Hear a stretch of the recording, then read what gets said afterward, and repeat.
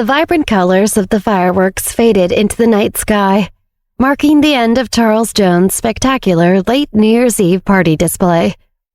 Chris and Olivia, who had been lost in each other's eyes, were jolted back to the moment by the teasing and laughter of Morgana and Lulu.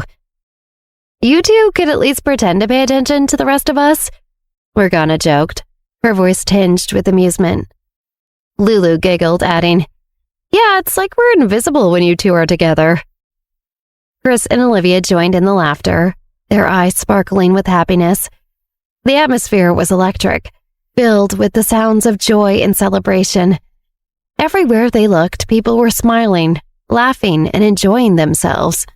Charles stood at a distance, observing the joy his party had brought to his guests. A smile crept onto his face, his heart swelling with pride and warmth. Bringing people together like this, there's nothing quite like it, he thought to himself, his eyes twinkling with satisfaction.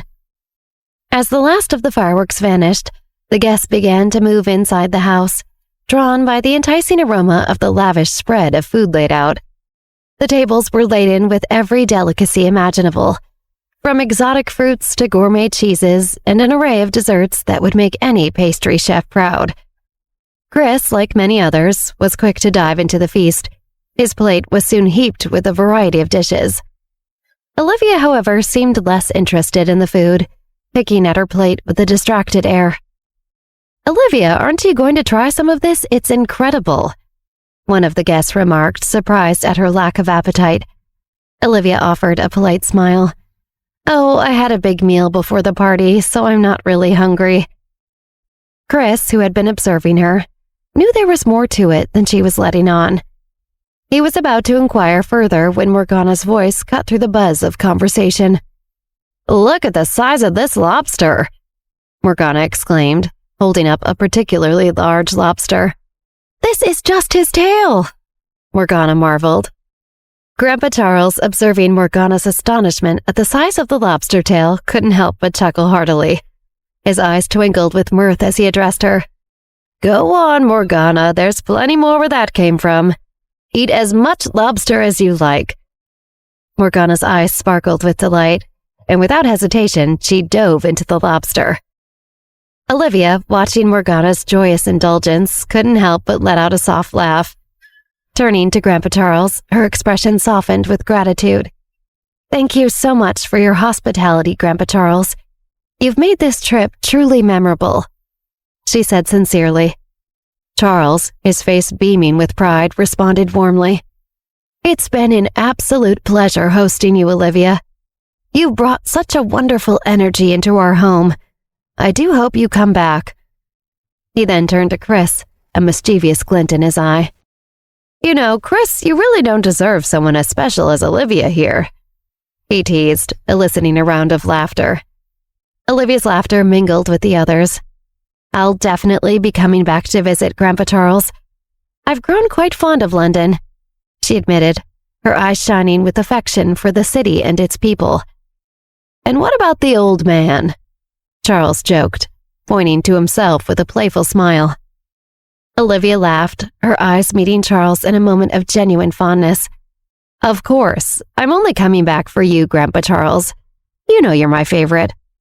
The old man's laughter grew louder, and he added with a twinkle in his eye, "Well then, I can't wait until you come back, and maybe you'll come back with some great-grandchildren." Chris joined in the laughter, shaking his head. "Now, Grandpa, let's not get ahead of ourselves," he said, his face turning a shade redder. Just then, an announcement rang out, declaring that more fireworks were about to light up the sky. Morgana and Lulu, their faces alight with excitement, eagerly prepared to rush outside. "Come on, you two! Time for some more fireworks! This time, no making out during the show," Morgana called out teasingly to Chris and Olivia. Chris and Olivia exchanged amused glances, their laughter echoing through the hall. "We'll pass on the fireworks this time. We're going to stay and chat with Grandpa Charles," Chris replied, his voice filled with warmth. Morgana and Lulu, giggling, darted off to catch the best view of the upcoming display, leaving Chris, Olivia, and Grandpa Charles in a comfortable huddle. As the fireworks outside painted the sky, Chris, Olivia, and Charles continued their conversation. "You know, I'm getting on in years," Charles remarked at one point, a reflective tone in his voice. "But it's comforting to know that the future is in good hands with you two, especially with Olivia here." Chris chuckled. "Grandpa, you're as strong and sharp as ever. We're the ones who are still learning from you." Grandpa Charles' eyes twinkled with mirth. "Oh, please, the only thing I still beat you at is sparring, and that's just because you're still a young grasshopper in that arena," he joked, eliciting a hearty laugh from both Chris and Olivia. Chris shook his head, a smile playing on his lips. "You're not wrong there, Grandpa. You've still got some moves that I can't quite match." As the conversation flowed, Olivia observed Grandpa Charles more closely. Despite his lively spirit, there was a hint of tiredness in his eyes. "Grandpa Charles, you've put together an amazing party," Olivia said gently, her concern evident. "But you look a bit tired. Maybe you should rest for a bit."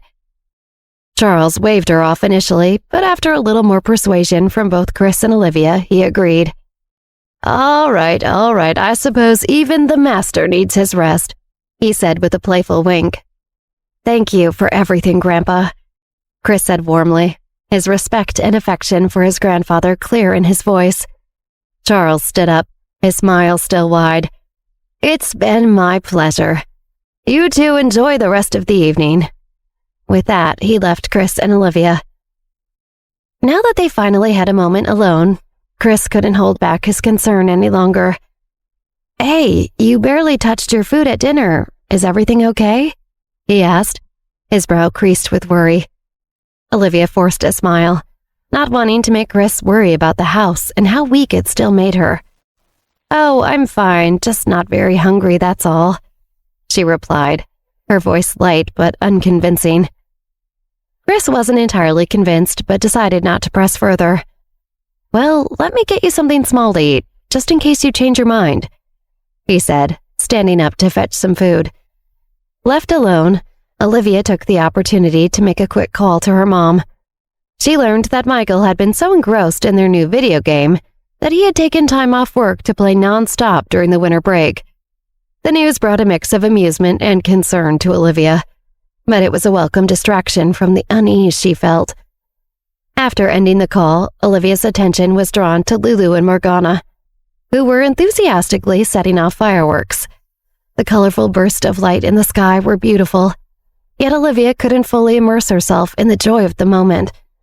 Her enhanced sensitivity picked up on dark, troubled thoughts emanating from Lulu's mind. Internally, Lulu was grappling with a deep-seated fear and uncertainty about her future. What will I do when I'm no longer working for the Jones family? Her thoughts echoed with worry. The prospect of leaving the familiar confines of the estate filled her with dread. Do I really want to study fashion in Paris? I have no idea who I am or what I want outside of this place. Lulu's thoughts continued, a sense of aimlessness pervading her mind. What if I'm terrible at it? What if I'm terrible at everything except for running this house? The realization that her identity had been so closely tied to her role at the Jones estate was unsettling. The most daunting thought of it all was the feeling of impending emptiness. When I leave here, I'll have nothing. I'll be nothing. Lulu feared. The thought was a stark contrast to the joyous atmosphere of the party, a shadow looming over her heart. Olivia, overhearing these thoughts, felt a pang of sympathy for Lulu. As Chris returned with a plate of food, Olivia couldn't shake off the thought she had overheard from Lulu's mind. Taking a deep breath, she decided to broach the subject with Chris. Do you know what Lulu's plans are after she leaves the family? Olivia asked, her voice tinged with concern. Chris, a little taken aback by the sudden change in conversation, replied, Yeah, she's planning to study abroad. I think she's looking forward to it. Olivia, however, wasn't entirely convinced. But do you think she'll be happy? I mean, she's given her entire life to your family, and suddenly she's going to be on her own. Does she even know who she is outside of this place? Chris looked thoughtful for a moment before responding. I hadn't really considered that. I always thought she was excited about the opportunity to study abroad. Olivia leaned in, her worry evident. But what if she's miserable in her new life? What if she quits everything? She might not have a sense of purpose outside of working for your family. Chris's gaze shifted to Lulu, who was laughing with Morgana, setting off fireworks. Despite her laughter, there was a subtle hint of sadness in her eyes that Chris hadn't noticed before. A wave of guilt washed over him. He turned back to Olivia, his expression one of helplessness. I don't know if there's anything we can do to help her to find that sense of purpose. I wish there was. Olivia looked back at Lulu, her eyes filled with worry. Over the next few days, the Jones estate remained a hive of activity, with guests coming and going at all hours. Through it all, Olivia watched Lulu with a sense of admiration that grew with each passing moment. It was like witnessing a master at work, someone so effortlessly in tune with her environment that she seemed to glide rather than walk. Lulu, with her unassuming grace and quiet confidence, managed the constant stream of guests with a poise that was nothing short of remarkable. Whether it was a dignitary arriving unannounced or a long-lost relative of the Jones family, Lulu handled each situation with an ease that made it seem as though she had anticipated their arrival all along. Olivia observed how Lulu greeted each guest with a warm smile and a kind word, making them feel instantly at home. She saw the way Lulu anticipated their needs, often before they even voiced them, bringing a glass of water to a thirsty guest or a warm blanket to someone who looked a little chilly in the evening breeze. In those moments, watching Lulu in her element, Olivia understood just how much of herself Lulu had given to the Jones family. On the fourth night, the eve before they were all set to leave, Chris walked into Olivia's room, a playful glint in his eyes. "Just checking if you've had dinner," he declared with a twinkle in his eye, half concerned, half playful. Olivia, perched at her desk, raised an eyebrow. "That's your excuse?" she asked, a hint of amusement in her voice. Chris, seizing the moment, sprawled on her bed with a grin. I thought last night here, why not bunk together? For nostalgia's sake," he quipped, making himself at home among the pillows. Olivia, half amused, half exasperated, gestured towards the door. "Chris, you need to go," she said, her tone light but firm. Chris, feigning surprise, sat up. "What's the rush? Am I cramping your style?" he joked, his face a picture of mock offense. Just as Olivia prepared to respond, Morgana burst in, her expression determined and focused. Chris's eyebrows shot up, sensing something that went unsaid between the two girls. "What's the secret mission?" he asked, curiosity piqued as he hopped off the bed. Olivia, sharing a look with Morgana, guided Chris towards the door. "We're a bit busy, Chris. Rain check?" she said with a forced smile. Chris, now in the hallway, scratched his head, bewildered but intrigued, as Olivia shut the door with a soft click. Inside, Olivia turned to Morgana, seriousness overtaking her features.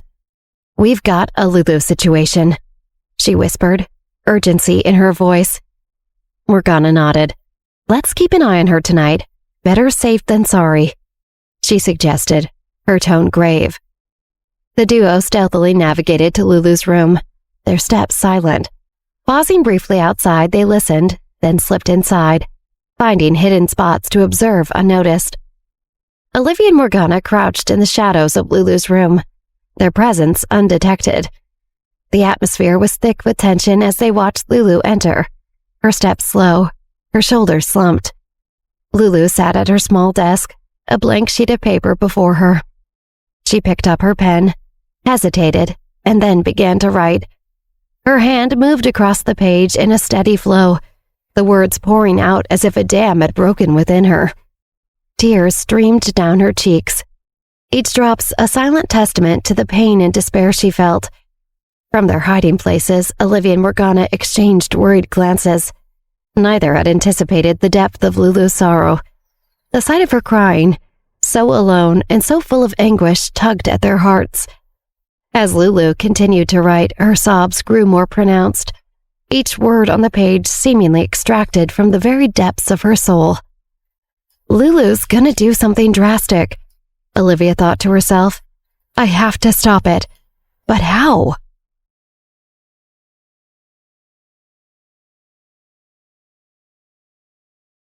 In the dimly lit room, Olivia and Morgana remained hidden, their eyes fixated on Lulu as she penned her letter.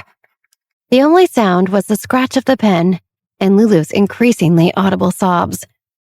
The soft glow of a single lamp illuminated Lulu's tear-streaked face as she poured her heart onto the paper, her pen moving in a steady rhythm of sorrow and reflection. Lulu's thoughts echoed in Olivia's mind, a symphony of pain and love intertwined. "Dear Mr. Charles, Chris," Lulu's internal voice began, each word heavy with emotion. "I've loved this family, your family, more than I've ever admitted to myself. Being here, growing up within these walls, I've given every piece of myself, every moment of my life. I've been the shadow behind the greatness of the Jones family, a silent witness to your triumphs and struggles. Every smile, every tear, I've been there, a steadfast presence. But now, as I prepare to leave, it feels like my existence, my sacrifices, they've been in vain." Listening to Lulu's thoughts, Olivia felt that the girl sounded as fragile as she appeared. "The Jones family was my world, my everything. I thought I was part of you, but now I feel like I'm being cast aside, like I'm disposable." Lulu's words were raw and honest, her pain and sense of betrayal evident in every line she wrote and spoke. Olivia felt a deep pang of sympathy. The realization of Lulu's pain, her feelings of being discarded after years of devotion, was heartbreaking. Morgana, too, was visibly affected by Lulu's outpouring. Even though she couldn't read the words on the page, Morgana could see the emotional toll they were taking. Her usual facade of indifference was shattered by the raw emotion in the room. Lulu began to speak out loud as she wrote, getting swept up in her own sorrow. "I feel lost. I've been tossed out without a second thought. It hurts more than I can say to know that my love, my loyalty meant so little." Lulu's voice cracked, the weight of her revelation almost too much to bear. "I don't know who I am without the Jones family. Who am I if not the girl who served them, who loved them unconditionally?" Lulu's question hung in the air, heavy with the uncertainty and fear of a future unknown.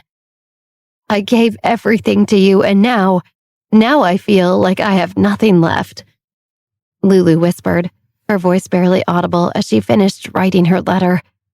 The room was silent, except for the sound of Lulu's quiet sobs. Olivia and Morgana exchanged a glance, both feeling the weight of Lulu's heartache. Lulu began to pack her bags. The sound of her sobs filled the room, each item in her suitcase.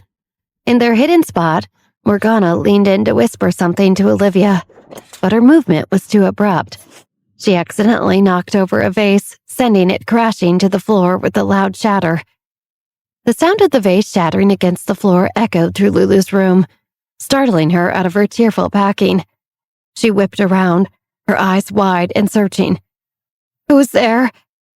Lulu's voice trembled, a mix of confusion and fear. In the shadows, Morgana and Olivia exchanged frantic whispers, debating who should reveal themselves first. "Olivia, you go," Morgana hissed, her voice barely above a whisper. "No, you knocked over the vase, you go," Olivia retorted in an equally quiet tone. Lulu's voice grew more insistent. "I know someone's here, show yourself." Finally, with a reluctant sigh, Olivia and Morgana stepped out from their hiding spots, their faces etched with guilt and apprehension. Lulu's eyes widened in shock as she saw them. "What are you doing here?" she asked, her voice a mix of bewilderment and hurt. Morgana and Olivia exchanged a glance, the shame of their intrusion evident. Olivia took a deep breath, choosing her words carefully. "Lulu, we noticed that you've been really sad lately," she began, her voice tinged with sincerity. "We could feel your heartbreak, and it made us sad and worried too." Olivia continued, her expression softening. "We didn't know how to approach you about it." Morgana chimed in, her voice uncharacteristically gentle. "We snuck in here to keep an eye on you. We were concerned, Lulu. We care about you." Lulu stood there for a moment, processing their words. The realization that Olivia and Morgana cared for her so deeply began to thaw the ice around her heart. It was a strange yet comforting feeling, to be cared for, to be noticed. Internally, Lulu grappled with this new sensation. To be cared for like this, it's something I've never really known, she thought, her heart swelling with a mix of gratitude and sadness. And soon, when Olivia and Morgana leave, I'll be back to not knowing this feeling ever again. Lulu's eyes softened as she looked at Olivia and Morgana. It's really sweet of you both to care about me like this, she said, her voice quivering with emotion. I appreciate it more than you know. Olivia stepped forward, her eyes full of empathy. We're here for you, Lulu. You're not alone in this, she said, reaching out to gently squeeze Lulu's hand. Morgana nodded in agreement, her usual bravado softened by the moment. Yeah, we've got your back, Lulu. Lulu looked at them both, a small smile tugging at the corners of her lips. Despite the turmoil in her heart, she felt a flicker of warmth, a reminder that she was valued, that she mattered to someone. Olivia glanced at the half-packed bags with a furrowed brow. Lulu, what are you doing? You're not supposed to leave until the end of next week, she said, confusion evident in her voice. Lulu paused, her gaze dropping to the floor. I can't stay here at Raven Park any longer, she admitted quietly. Now that the holidays are over, I just can't bear it. I'm leaving tonight. But where will you go? Morgana asked, concern in her voice. Lulu shrugged, a sense of resignation in her posture. It doesn't really matter. Anywhere but here. I might just find a corner on the street or something. Olivia's heart ached at Lulu's words. You can't just leave like that. Charles and Chris would be worried sick if you disappeared in the middle of the night. Lulu let out a bitter laugh. Do you really think they'd noticed? I'm just the help. Easily replaceable. That's not true, Lulu. Olivia interjected, her voice firm. You're much more than that to everyone here. Morgana nodded in agreement. You've been like family to them. They care about you. As Lulu continued to pack her bags, her tears quietly tracing paths down her cheeks, Olivia watched her with a growing sense of concern. Lulu, weren't you planning to study abroad? What about that? She asked, hoping to find a silver lining. Lulu paused, a deep sigh escaping her lips. I never wanted that. I never wanted that, she confessed, her voice barely above a whisper. It was always Charles' plan for me, not mine. Olivia, attempting to lift Lulu's spirits, offered. But think of the opportunity, Lulu. You could travel, see the world. Lulu shook her head, her eyes downcast. I don't want to see the world, Olivia. I don't want to see anything. Sometimes I wish I was a bubble, able to just vanish, pop, burst, just so I can stop existing whenever I want. The room fell silent, the weight of Lulu's words hanging heavily in the air. Olivia and Morgana exchanged a glance, understanding the depth of Lulu's depression and fear. Gently, they took Lulu's hands, guiding her to sit on the bed. Lulu, listen, Olivia began, her voice soothing. Just because you're leaving Raven Park doesn't mean you can't ever come back. This is just a chance for you to broaden your horizons, to grow.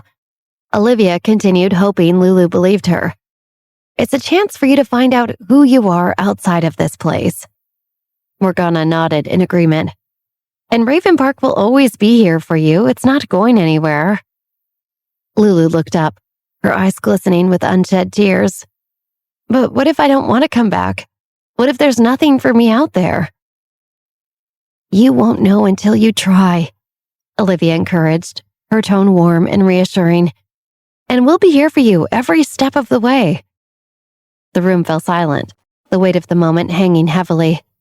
Lulu looked at Olivia and Morgana, a mixture of gratitude and uncertainty in her gaze.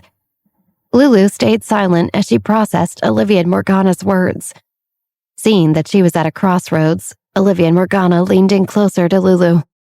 The three shared a heartfelt hug, a moment of solidarity in a world that often felt too large and overwhelming.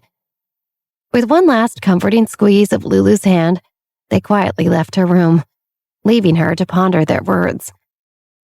Lulu watched as the door softly clicked shut behind Olivia and Morgana, leaving her alone with her thoughts. She glanced at her half-packed bags and let out a heavy sigh, the weight of her decision pressing down on her. Her eyes drifted to her reflection in the mirror across the room. She stood up slowly, her movements hesitant yet deliberate, and walked towards it. Standing there, she looked at herself, really looking, for what felt like the first time in forever. In the silence of her room, Lulu's internal dialogue began to stir. Maybe Olivia is right, she thought. Maybe there is more out there for me than just Raven Park. Her gaze hardened with the newfound determination. I do deserve to see the world. I deserve to grow and meet new people. With each affirmation, Lulu felt a growing sense of empowerment. Her reflection in the mirror seemed to transform, no longer just the image of a servant, but of a young woman with potential and dreams. I am more than Raven Park, Lulu whispered to her reflection, her voice growing stronger. I am more than just a servant. Any place I go will be lucky to have me. The words felt strange yet exhilarating as they left her lips. I'm going to take the world by storm, she declared, a small smile breaking through. The idea, once so foreign and intimidating, now sparked a fire within her. Lulu's reflection seemed to nod in agreement, her eyes shining with a mix of excitement and resolve. The Lulu in the mirror was someone who was ready to face new challenges, someone who refused to be defined by her past.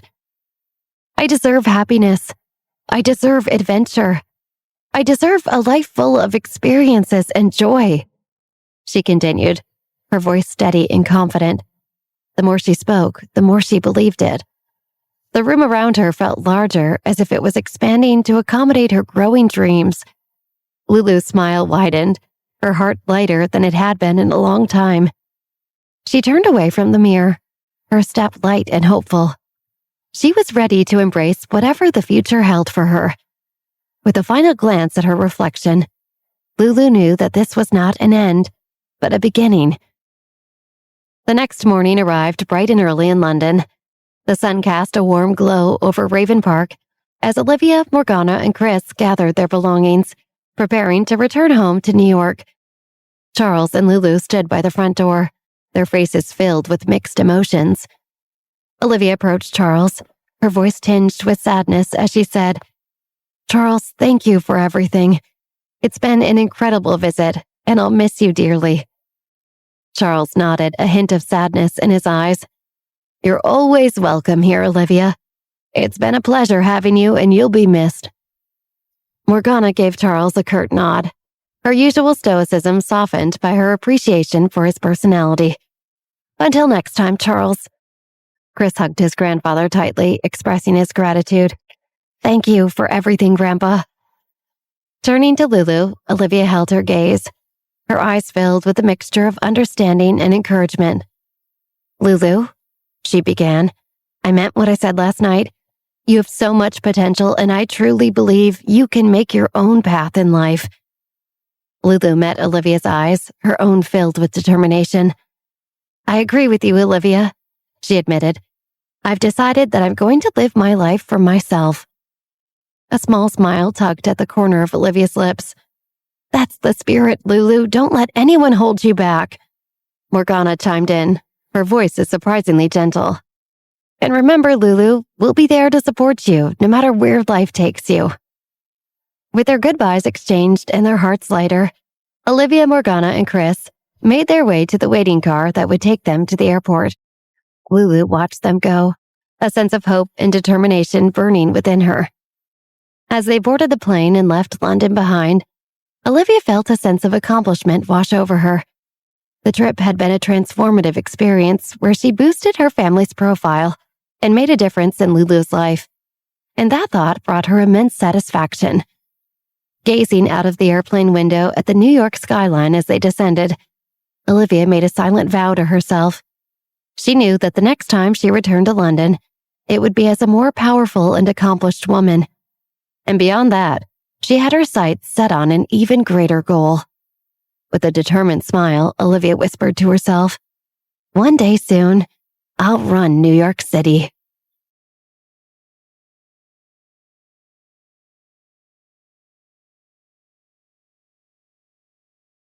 Olivia's heart raced with excitement as she and Morgana approached her favorite coffee shop in New York.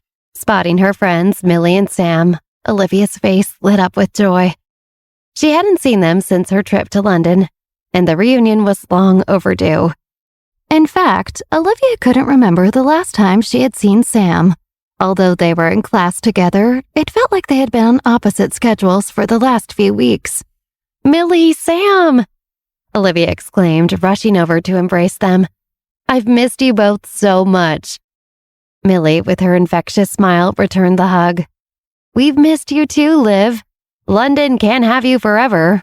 Sam chuckled, his eyes twinkling with warmth. "Welcome back, Olivia. New York hasn't been the same without you." Pulling back, Olivia turned to Morgana, her excitement palpable. "Guys, this is Morgana, my friend from London. Morgana, these are my friends, Millie and Sam." Morgana offered a shy smile, feeling a little overwhelmed but welcomed. Millie immediately stepped forward, her enthusiasm evident. "It's so great to meet you, Morgana." Sam nodded in agreement, his gaze shifting to Morgana. "Welcome to our little family, Morgana. And to celebrate the occasion, I have something for you all." He produced 3 elegantly wrapped gifts, handing one to each of the girls. "I brought back chocolates from different places I visited overseas. I thought it'd be a nice treat for everyone."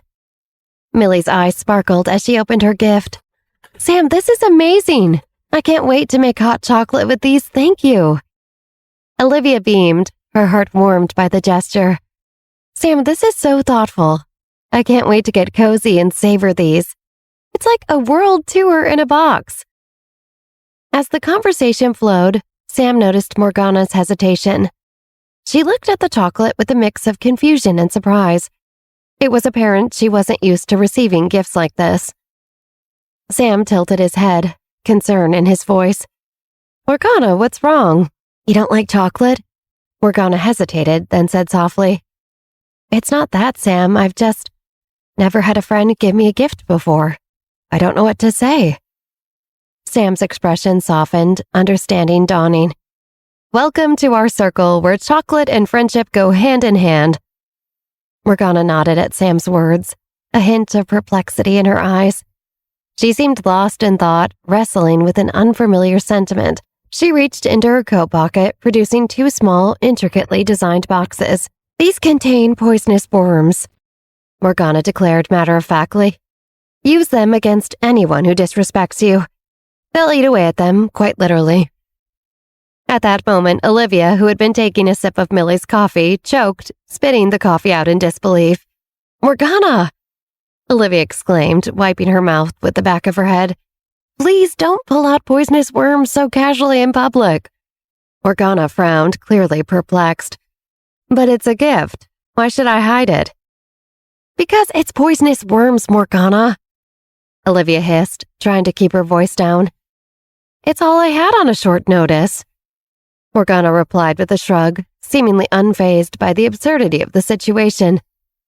Sam and Millie exchanged bewildered glances, their eyes darting between Morgana's serious expression and Olivia's flustered one. Olivia, sensing their discomfort, intervened. "Guys, you don't have to accept them. I mean, they're poisonous worms. It's okay to say no to that." She reached out to hand the worms back to Morgana. Morgana, however, gently pushed her hand away. "But they are kind people, Olivia. They deserve protection," Morgana insisted earnestly. Olivia nodded in agreement but added, "Sure, but maybe not with poisonous worms." Undeterred, Morgana delved into her pocket again, this time producing 2 small vials filled with a shimmering liquid. "Then how about this? It's an elixir to protect you from venom witchcraft." Sam and Millie's eyes widened, their attempts to politely refuse the vial's apparent.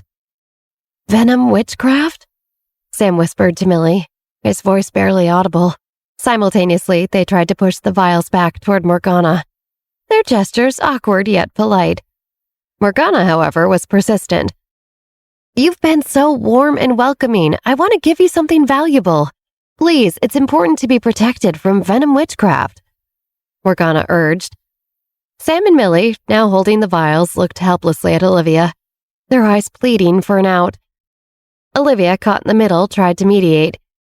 Guys, it's okay. As weird as it sounds, it's not a terrible idea to have some extra protection. Morgana's elixir is safe to drink. Sam and Millie, trust evident in their eyes, hesitantly uncorked the vials. We trust you, Olivia, Sam said, his voice lacking conviction. As they both took a tentative sip, their faces contorted in distaste. Morgana, pleased with their acceptance, turned to Olivia with another vial. Olivia, you should have one too. Olivia gently refused. Your protection is all I need, Morgana. Besides, I've got enough weird tastes in my life already. No sooner had Sam and Millie swallowed the elixir than their stomachs began to rumble ominously. A series of gurgling noises erupted from their stomachs, echoing through the coffee shop. Olivia's eyebrows knitted in concern as she heard the rumbling. Guys, are you okay? As if on cue, their stomachs growled even louder, drawing a few curious glances from nearby patrons. Olivia turned to Morgana, her voice laced with worry. Morgana, are they going to be all right? Morgana seemed unfazed. Oh, they're fine. It's just their bodies getting used to the venom witchcraft, completely normal. Sam and Millie, trying to maintain composure, suddenly went silent. They exchanged a look of mutual understanding before bolting towards the restroom. Olivia watched them dash away, her shock evident. Should I do something? Are you sure they're okay? Morgana reassured her. They'll be fine, Olivia. It's just the initial reaction. They're building their tolerance. With Sam and Millie off trying to deal with their gurgling stomachs, Morgana turned to Olivia with a practical concern. Olivia, where am I going to stay now that we're in New York? Olivia, who had been momentarily distracted by the restroom fiasco, smiled reassuringly. You'll be staying with me and my family. We've got space, don't worry. Morgana's eyebrows rose in curiosity. What will that be like? Well, Olivia started, it's a bit weird at the moment. My parents have this on-again, off-again relationship, even though they're not officially together. So space can be tight at my mom's place, especially since we never know if my dad will be there or not.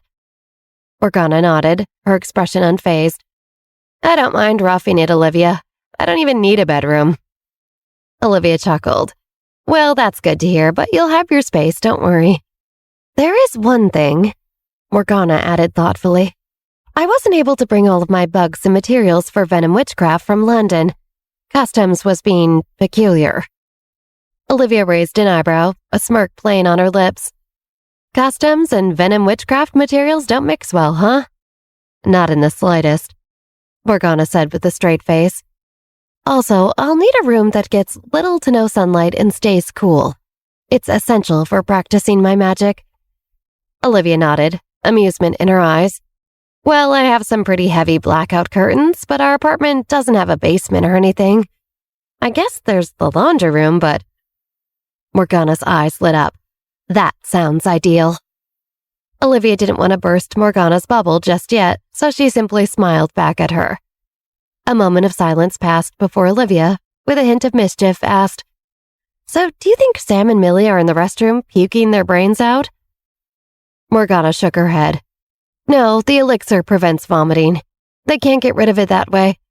They're okay, just probably think they're dying. Sam and Millie staggered back to the table, leaning on each other for support like two survivors of a desert trek. They slumped into their chairs, their faces a shade paler than usual. Water, please, Sam gasped, his voice barely above a whisper. With lemons, if possible, Millie added, her voice just as strained. Olivia, her eyes wide with concern, sprang into action. She dashed to the counter, her movements a blend of urgency and comedic haste. She returned with 2 large glasses of water, each with a generous slice of lemon floating like a life raft. Sam and Millie practically inhaled the water, their gulps audible throughout the coffee shop. Morgana, observing the scene with detached curiosity, seemed completely unbothered by their dramatics. Why are they acting like they've been in the Sahara? They think they're dying, Morgana, Olivia explained, half laughing. Gasping for air after their aquatic marathon, Sam and Millie finally caught their breath. "Morgana," Sam started, his voice hoarse. "We appreciate your, unique hospitality, but maybe a heads up next time you give us something." "Yeah," Millie chimed in, wiping her mouth with the back of her hand. "A little warning would be nice." Olivia, refilling their glasses with a wry smile, couldn't help but apologize on behalf of Morgana. "I'm sorry, guys. I really didn't think it would harm you." Morgana, still puzzled, nodded slowly. "I'll remember that. But you're both safe. That's what matters." Sam and Millie exchanged a look that said, "Well, that's one way to put it." Olivia, placing the refilled glasses in front of them, quipped, "Here's to unexpected adventures and witchcraft elixirs." Morgana raised her glass of water in a toast, a mischievous twinkle in her eye. "To new experiences and strong stomachs." As the group laughed and settled into a more relaxed conversation, Olivia found herself lost in thought. Was bringing Morgana here really a good idea? She pondered, watching Morgana's interaction with Sam and Millie.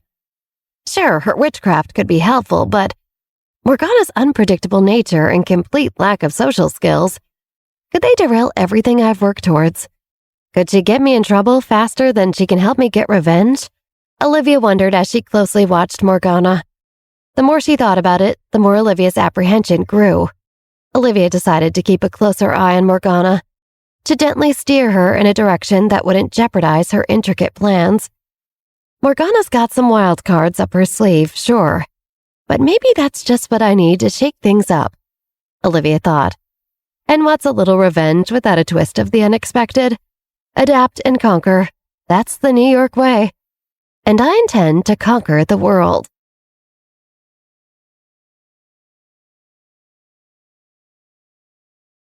Millie, Sam, Olivia, and Morgana were still nestled in their cozy corner of the coffee shop, the air filled with the buzz of their conversation. Morgana's mind wandered, her thoughts a whirlwind. Why would they drink something so bizarre just because Olivia said it was safe? Did they really trust her that much? Curiosity getting the better of her, Morgana voiced her thoughts aloud. "Why did you guys drink the elixir?" Sam chuckled, a carefree shrug accompanying his words. "Olivia's our go-to for, well, everything." Millie nodded in agreement, her voice laced with unwavering confidence. "Exactly. If Olivia says it's cool, we don't question it. She's always got our backs." Morgana pondered their responses, her internal dialogue a mix of intrigue and skepticism. So a simple assurance from Olivia is all it takes for them to leap into the unknown? The influence she wields over her friends is remarkable, almost unnerving. The conversation took a lighter turn, but Morgana's thoughts remained deep in analysis. Suddenly, Millie's voice snapped her back to the present. "Hey Morgana, is it true about Olivia and Chris? Were they really all over each other at the New Year's bash?" Distracted, Morgana replied without much thought. "Oh yeah, it was pretty intense." The group burst into laughter, with Morgana joining in, though her mind was elsewhere. The dynamics at the table were more than just friendly banter. They were a revelation to Morgana. Olivia's sway over her friends was undeniable, a fact that Morgana couldn't ignore. Olivia's eyes shifted to Morgana, who was lost in deep thought. Olivia's brow furrowed when she noticed Morgana smiling devishly in her own world. Olivia hesitated for a moment, and then began to tap into Morgana's thoughts. Olivia was on the cusp of maybe grasping something when Zach burst into the shop, breaking her focus. Olivia was happy to see her friend and classmate. It felt like it had been years since they'd gotten the chance to hang out. "Hey everyone, sorry I'm late," Zach announced, slightly out of breath. As the gang ordered another round of drinks, they began to catch each other up on what had been happening in their lives recently. The conversation shifted to their winter break experiences. Olivia shared first. "London was amazing, but there's no place like New York. It's good to be back." Sam, ever the traveler, chimed in with enthusiasm. "My trip was epic. Saw so many places and met so many people. Traveling is life." Zach, ever the bearer of news, leaned in with an excited grin. "So guess what? My sister Hannah's getting married this spring and she wants Olivia to be one of her bridesmaids." Olivia's face lit up with a mix of surprise and honor. That's amazing, Zach. I'm so touched. But I'm worried I might not be able to make it. I've got to jet off to Paris again to receive this special knife Royal Perry is crafting for me. He's doing like a whole ceremony for it. As the group talked about Hannah's looming wedding and Olivia's fancy knife, Morgana watched Zach, her mind turning with a new plan. Another opportunity for my elixir. But will he be as receptive as Sam and Millie? With a sly smile, Morgana turned to Zach.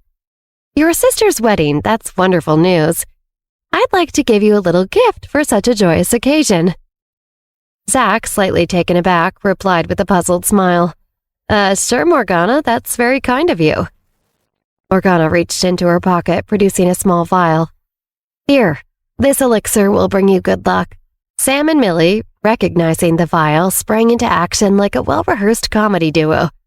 Sam grabbed Zach's arm, pulling it away from the elixir. Zach, buddy, trust me on this one, just say no. Zach, his expression a blend of confusion and curiosity, looked from Sam to the vial and back again. What's the deal? It's just a drink, right? Millie, her eyes wide with a mix of horror and humor, chimed in. Just a drink doesn't quite cover it. Trust us, it's for the best. Morgana, undeterred but recognizing defeat, shrugged nonchalantly and slipped the vial back into her pocket. Suit yourself. The offer stands, though. Olivia kept a watchful eye on Morgana before she steered the conversation to their latest venture, Grudge Keeper.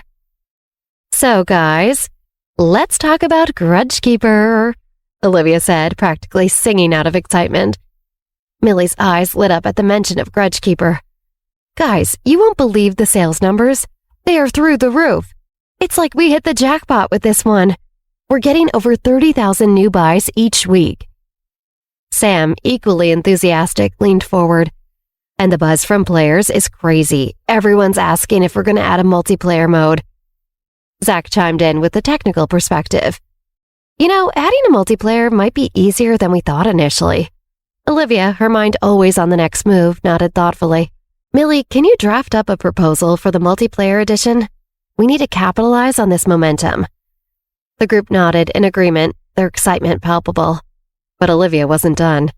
And speaking of new projects, I've been brainstorming ideas for our next game. Picture this, a world of assassins. Stealth, strategy, and suspense at every turn. Zach raised an eyebrow, intrigued but cautious. Sounds cool, but you know the market's swamped with assassin games, right? It's a tight space.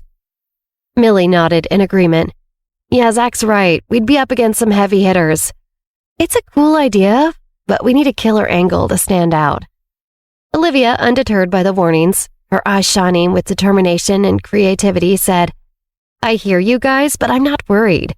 We've always thrived on challenges. We'll make our assassin game unique, something that'll make players say, wow, I've never played anything like this before. As the group began to discuss their plans for the game, their enthusiasm growing as they brainstormed, Olivia's mind raced with other ideas. Her friends had no idea that Olivia was using this game as a sort of research project into starting her very own assassin group. The idea had come to her in Europe after learning a bit more about the large organized crime syndicates over there. While she hated the idea of Chris having been a part of one of those giant assassin groups, and she hated meeting that woman, Kelly, who had been a former associate of his, she also understood the benefits of being connected to such a group. Olivia knew that the more revenge she enacted, the more enemies she would also be making. It might not be a bad idea for her to have an organization designed specifically to help her take down enemies as soon as they cropped up. Zach, unable to resist Olivia's infectious enthusiasm, grinned. What if our assassin had special powers or were part of a secret society? Hearing Zach's idea snapped Olivia out of her own thoughts. She smiled to herself as she heard her friends coming up with brilliant ideas, both for a game and for her real-life use. The coffee shop was alive with the excitement of Sam, Olivia, Millie, and Zach's animated discussion about their next big game. Morgana, however, was less than enthralled. As the group geeked out over character arcs and plot twists, her mind wandered. Really? Games? If only they knew the kick of real witchcraft. Beats any virtual assassin's adrenaline rush. Zach, unable to contain his excitement, turned to Morgana, seeking validation. Morgana, you've got to admit, our assassin concept is pretty cool, right?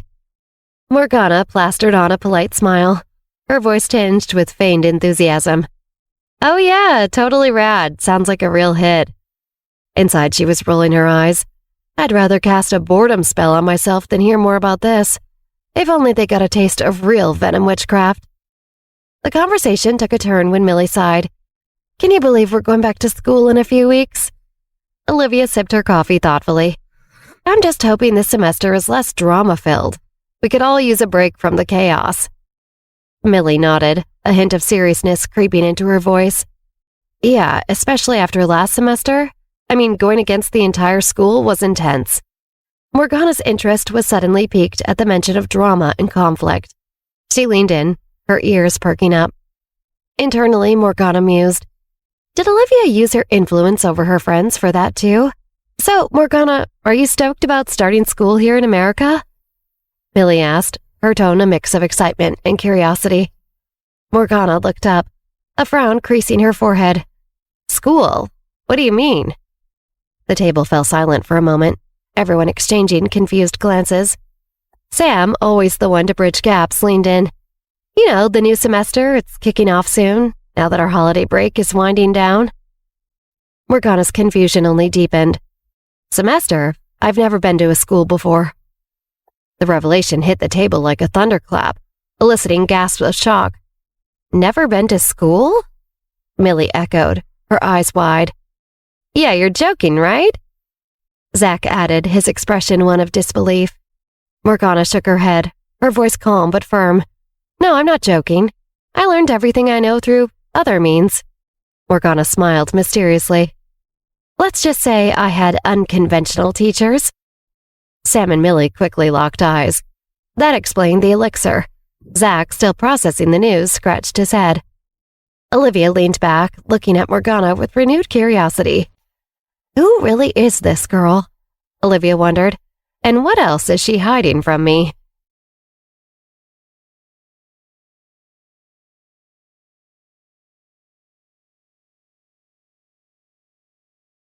The group of friends exchanged shocked looks.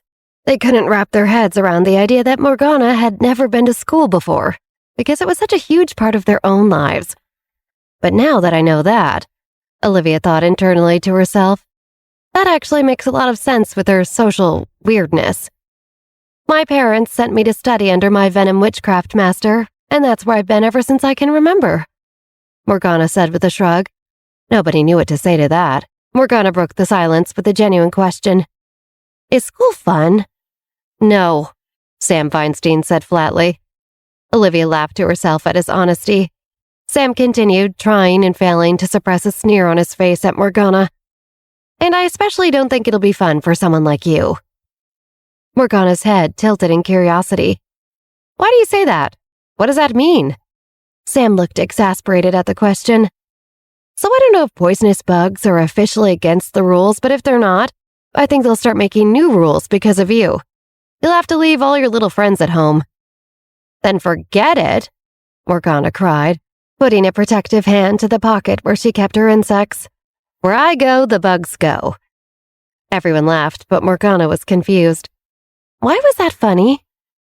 The friends chatted a little while longer about where they'd all traveled for winter break and the little human dramas they'd encountered, and it made Olivia feel a little more like a normal 17-year-old for a bit. But soon everyone mumbled about needing to return to their families. Olivia sighed, silently steeling herself, nervous for the task ahead of her, settling Morgana into her home. Olivia crossed her arms as she and Morgana rode the elevator up to her mom's apartment. She wondered whether there was anything she could say to prepare this girl who dedicated her life to venom witchcraft for her mom's very normal home. But she was at a loss. They entered the front door, and as they both slipped their shoes off, Morgana frowned. Wait, she said, taking a couple steps in. She stepped up on her toes to peer deeper into the apartment, then turned and crossed to the other side of the room.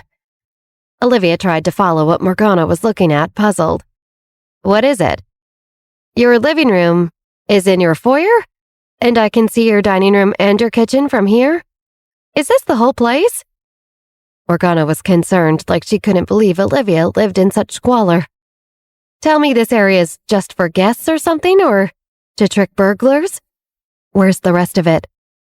Let me show you my room, Olivia said, ignoring the question with a good-natured roll of her eyes. She knew Morgana would get used to this soon enough. It's kind of like a hotel suite, Morgana mused, framing the apartment in a way that helped her brain make sense of it. Aren't you the heiress of a rich family? Why are you staying here?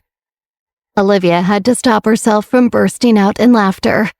She and Victoria were living in a 2-bedroom apartment with an outdoor area on the Upper West Side of Manhattan.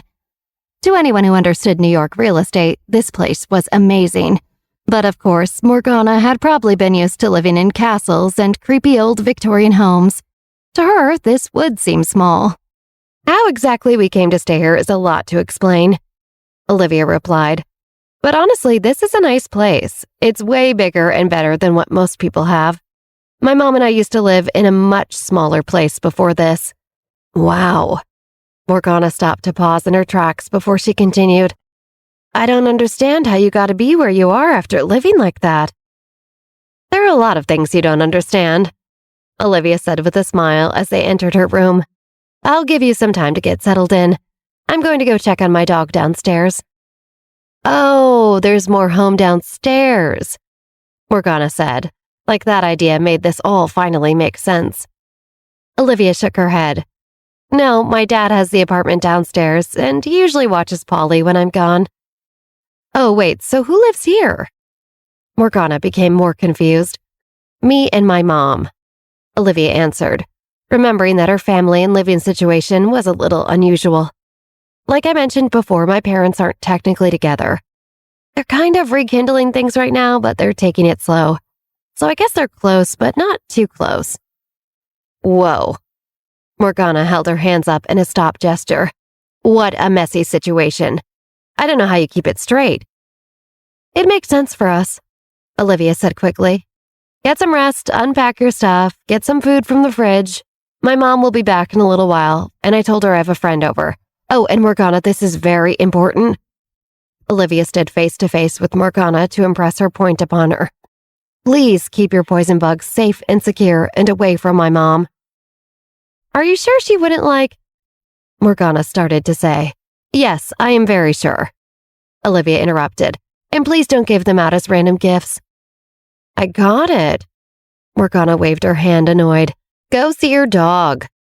Morgana clasped her hands behind her back and looked over Olivia's bookshelves and pictures, muttering to herself. The mom lives with the daughter and the dad lives with the dog. So funny. Olivia smiled, shaking her head. Morgana was right that her family's living situation was unusual, but it was temporary, and she's definitely not one to judge me for being unusual. Olivia thought to herself. Glass houses. Olivia left her mom's apartment, walking down their hallway, and took the slow elevator down one floor, because it was faster than trekking to the other side of the building to take the stairs. Olivia wondered how Victoria and Michael's relationship might have progressed during the time she'd been in London. It would be great if they'd made some sort of leap forward, since she was out of the picture. But she had no idea what to expect. Her dad was definitely excited for the two of them to get closer, but her mom had seemed hesitant and careful. Olivia sighed. She finally arrived at her dad's apartment. Polly, she called out. A happy bark replied, followed by Polly's toenails scrabbling and clacking over the floor as she rushed to greet Olivia. As Polly bounded into the room, excited to greet her, Olivia was so happy to see her gorgeous husky. She dug her hands into Polly's thick fur to pet her hello. Polly licked Olivia's arm and rolled on her back on the floor in response. Oh, you're so good. After a few more pets, Polly jumped to her feet and barked at Olivia, pacing. This was how she acted when she really wanted to go outside and had a lot of energy to burn. From now on, I'll take you out to play, okay? Let's go on a walk.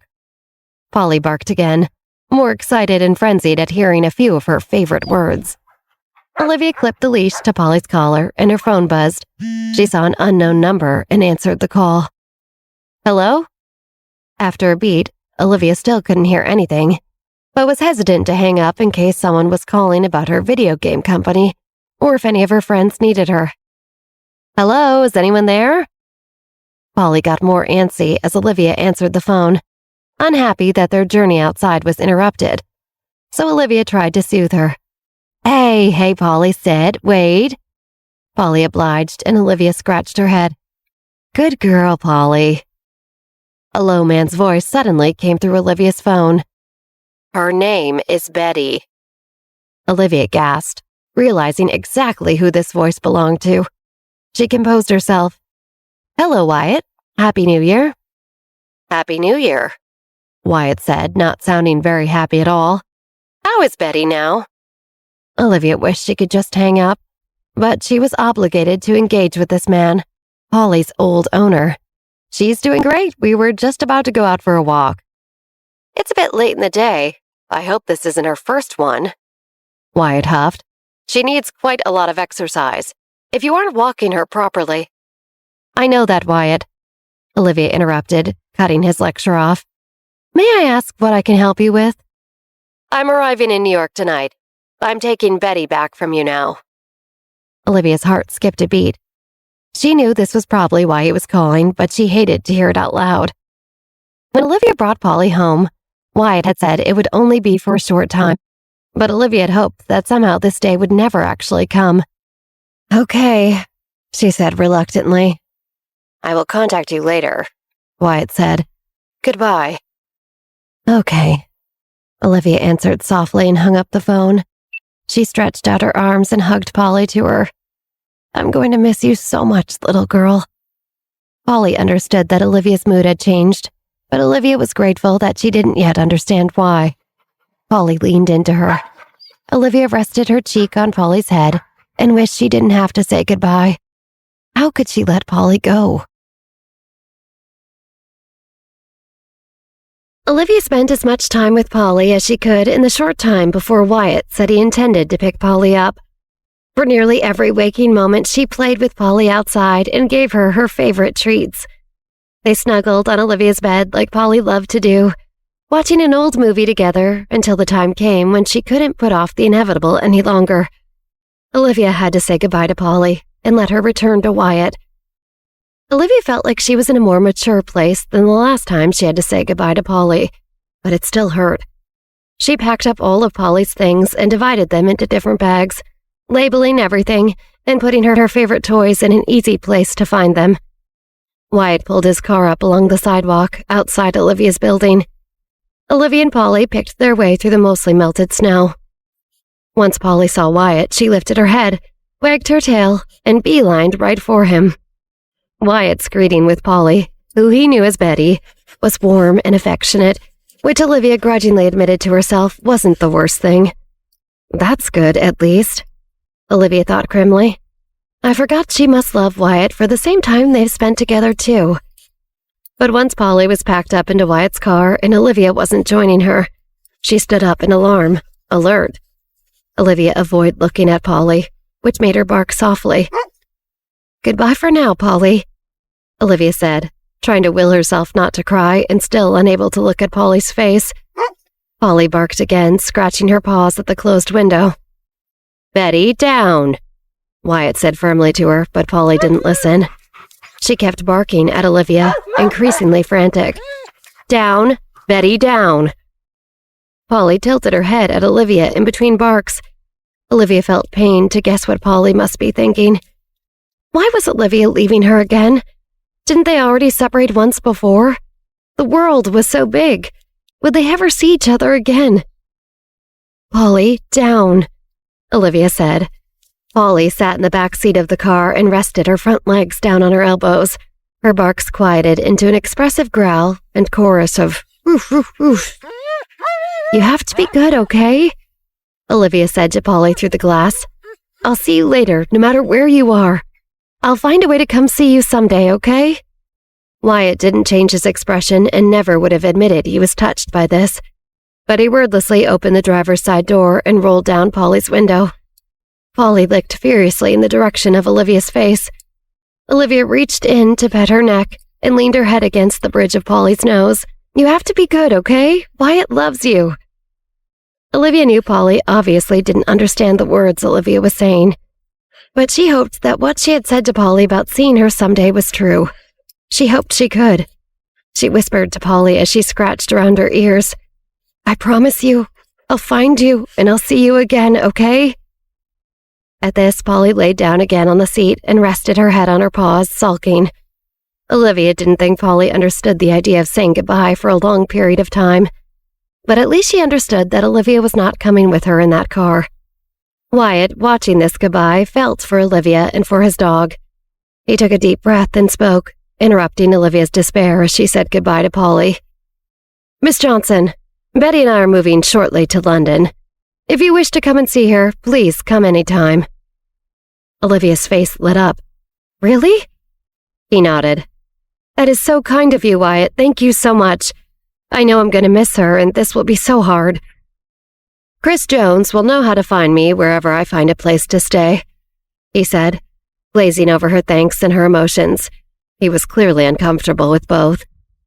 "Betty is my dog, but I know that, in a way, she is yours too, even though she is mine the most," he added quickly. "So please don't think you need to do anything covert or hunt down my location to reach her. You are welcome to visit." Olivia smiled gratefully but was surprised. "London? Are you going there to open a casino?" "Of course not. I will do no such illegal thing," Wyatt pronounced loudly, as though he wanted to make it clear to any eavesdropping passerby. "I hope you will be more careful with your words in the future. But if you do end up doing business in London, Miss Johnson, and I would be most surprised if you do not, I think we would make great business partners in the future. I would enjoy discussing our options in the future." Olivia nodded. She had already been planning on heading to London someday with her aspirations to rejuvenate the Johnson family name. This was just one extra way it might be a little easier to transition to this new country. "I would enjoy that too, Wyatt. Thank you so much." With a nod, Wyatt got into his car and slowly drove away. Olivia watched his car get smaller and smaller before disappearing into New York traffic. She knew the whole time that Polly's sad blue eyes were in the car, watching her grow smaller and smaller as well as she stood on the sidewalk outside her building. In the car, Wyatt shook his head at his rearview mirror as he watched Polly stare back after Olivia. "Betty, come on, girl, what's so good about her?" In response, Betty did not turn to him, but threw her head back in a howl. She continued her mournful lament as she lost the ability to see Olivia. Her little dog's heart filled with pain and sadness. Wyatt sighed. He knew he had his work cut out for him winning his dog back over. Back on the sidewalk, Olivia's heart was also heavy. She was equally as sad as Polly and would have howled up at the sky too if she could. She regretted not spending more time with Polly before she found out that Wyatt wanted her back, but she realized she was also grateful that the time she had to suffer knowing their goodbye was coming was mercifully short. Olivia let out a long sigh. She walked back towards her building. She knew very well that this would become easier, and Polly was at least with someone who loved her. She also had a lot to focus on at that moment, between her plans to revitalize the Johnson family and her work at Confluence. Maybe it would be good to have one less thing on her plate at the moment. And even though she had to endure saying goodbye, she knew there would be a reunion someday. She just had to figure out how she wanted to tie up the loose ends of her life in New York before she could head to London. But once she did, she could see Polly again. This was just one more reason to speed up the process and start taking steps to make it happen. She wished Polly could understand that she was working on it now and would see her again soon. Olivia returned home to find Victoria and Michael both ready to comfort her. "What are you guys doing here?" Olivia asked, not expecting them. She forgot that she had texted her mother the news about Polly earlier. Victoria answered, arms outstretched. "We wanted to be here for you, honey. Are you all right?" Victoria asked as Olivia hugged her.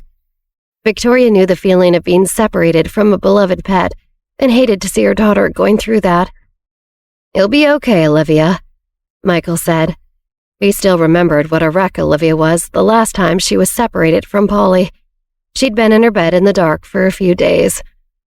Olivia stood back from her mom. "I'm fine. It sucks, but I'll be okay." Olivia mustered up a weak smile to try to reassure them.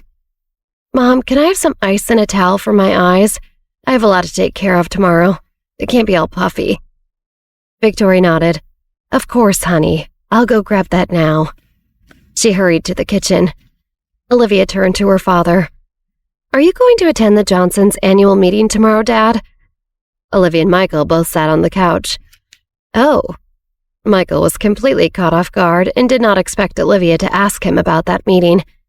"I don't think I heard anything about this." "I heard from Ansel," Olivia replied, referring to Michael's executive assistant, Ansel Parr. "Are you going?" "Little old me?"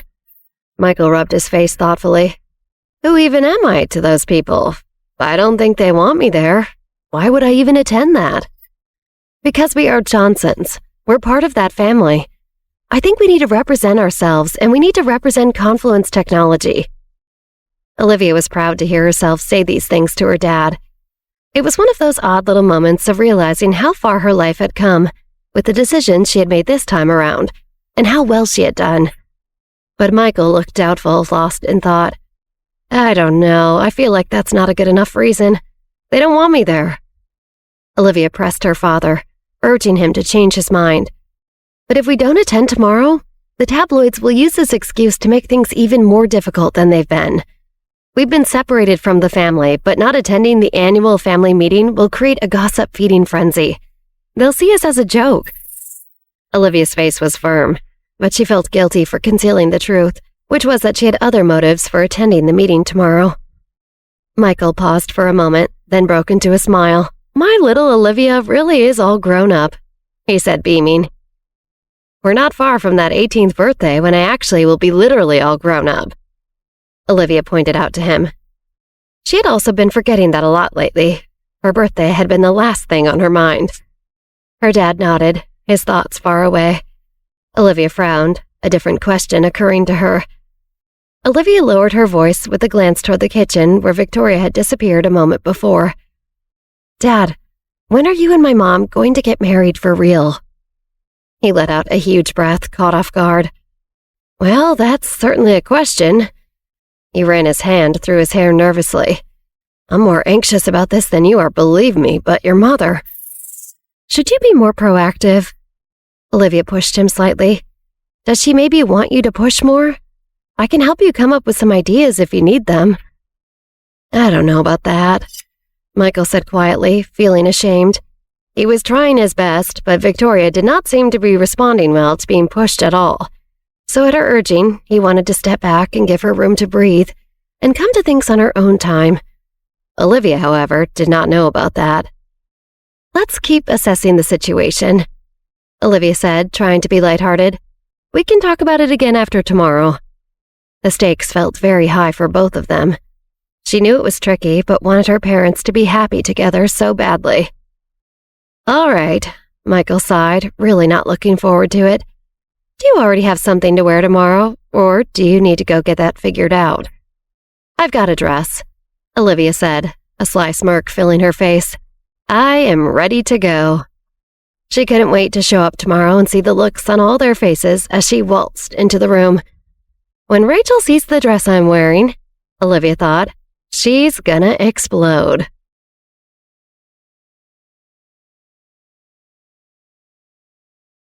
Jack and Bruto Johnson spared no expense for this year's annual Johnson Family Ball.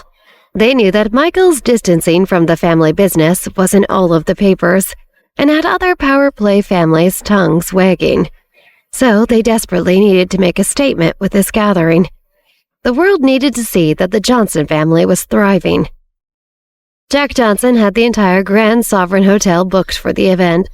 He hoped that such a gesture might erase the year's scandals and open a new chapter for the family. Only a family that was very wealthy and secure in the markets would be able to host at such an expensive venue. He reasoned, this would inspire confidence in their investors and shut up any detractors. Monica and Rachel embraced their roles as thriving heiresses for the extravagant gathering. They smiled and mingled with the powerful women in attendance, and Monica put all of her energy into having the best impression possible. Monica knew how much of an opportunity this party was, and she was determined not to waste it. This is the first grand banquet the Johnson family has put on since Olivia, that infuriating tramp, stepped away from the family. Now I'm the leading lady of the Johnson family, just like it should be, she thought. Monica basked in the compliments and admiration of everyone in attendance. The effort she'd put into her look, a vintage light pink Chanel gown of silk tulle covered in pink ostrich feathers and thousands of silver crystals and sequins, had been well worth it. The dress code theme for the event was something old, something new, and Monica had followed it perfectly. Monica beamed every time she got to explain. This was originally worn by Nicole Kidman in her 2004 ad for Chanel. It's still the most expensive commercial ever made, $33 million if you were wondering. The jewelry is new. The more Rachel watched her daughter float through the party as the object of everyone's attention, the more satisfied she felt. At last, this is the life that Monica has always deserved. The attention and adoration of the eldest Johnson daughter. Rachel continued scheming in her mind. And now with Olivia out, Monica is the only Miss Johnson. My daughter, not Victoria's or anyone else. Now all we need to do is get rid of Jack Johnson and persuade Michael to reunite with us, and everything will be perfect. It's the perfect time. Rachel continued to watch Monica from across the room, and their eyes met briefly. Even from a distance, mother and daughter nodded in tacit understanding about their shared mission before continuing to chat and smile with other guests. Their goals were clear to one another and unwavering. Among the many guests at the event were several reporters as well. Inevitably, some reporters asked pushy questions about the family's sore spots and controversies. Today's annual Johnson family ball is quite a grand show, but why haven't we seen in attendance the former CEO of the family business, Mr. Michael Johnson? One reporter asked. This is the Johnson family ball. I hope everyone can keep their questions relevant to the future development of the Johnson family business.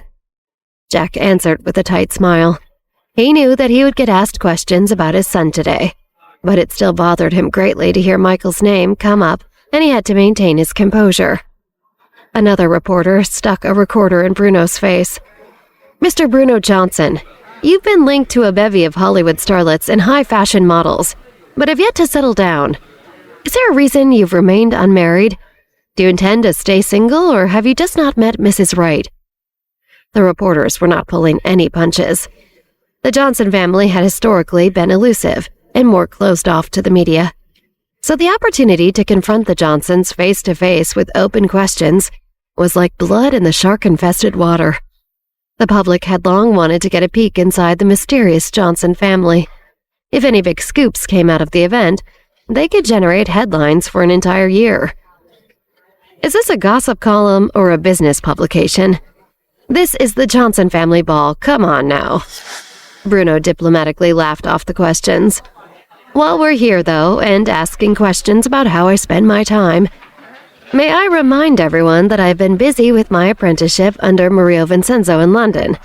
I don't exactly have time for relationships and that sort of thing. A reporter edged her way to the front. Although Michael Johnson is no longer president of the Johnson family, he is still the eldest son of the chairman, Jack Johnson. Michael seems to conspicuously be absent from this year's annual Johnson family ball. Are the rumors of a personal estrangement between father and son outside of the family business true?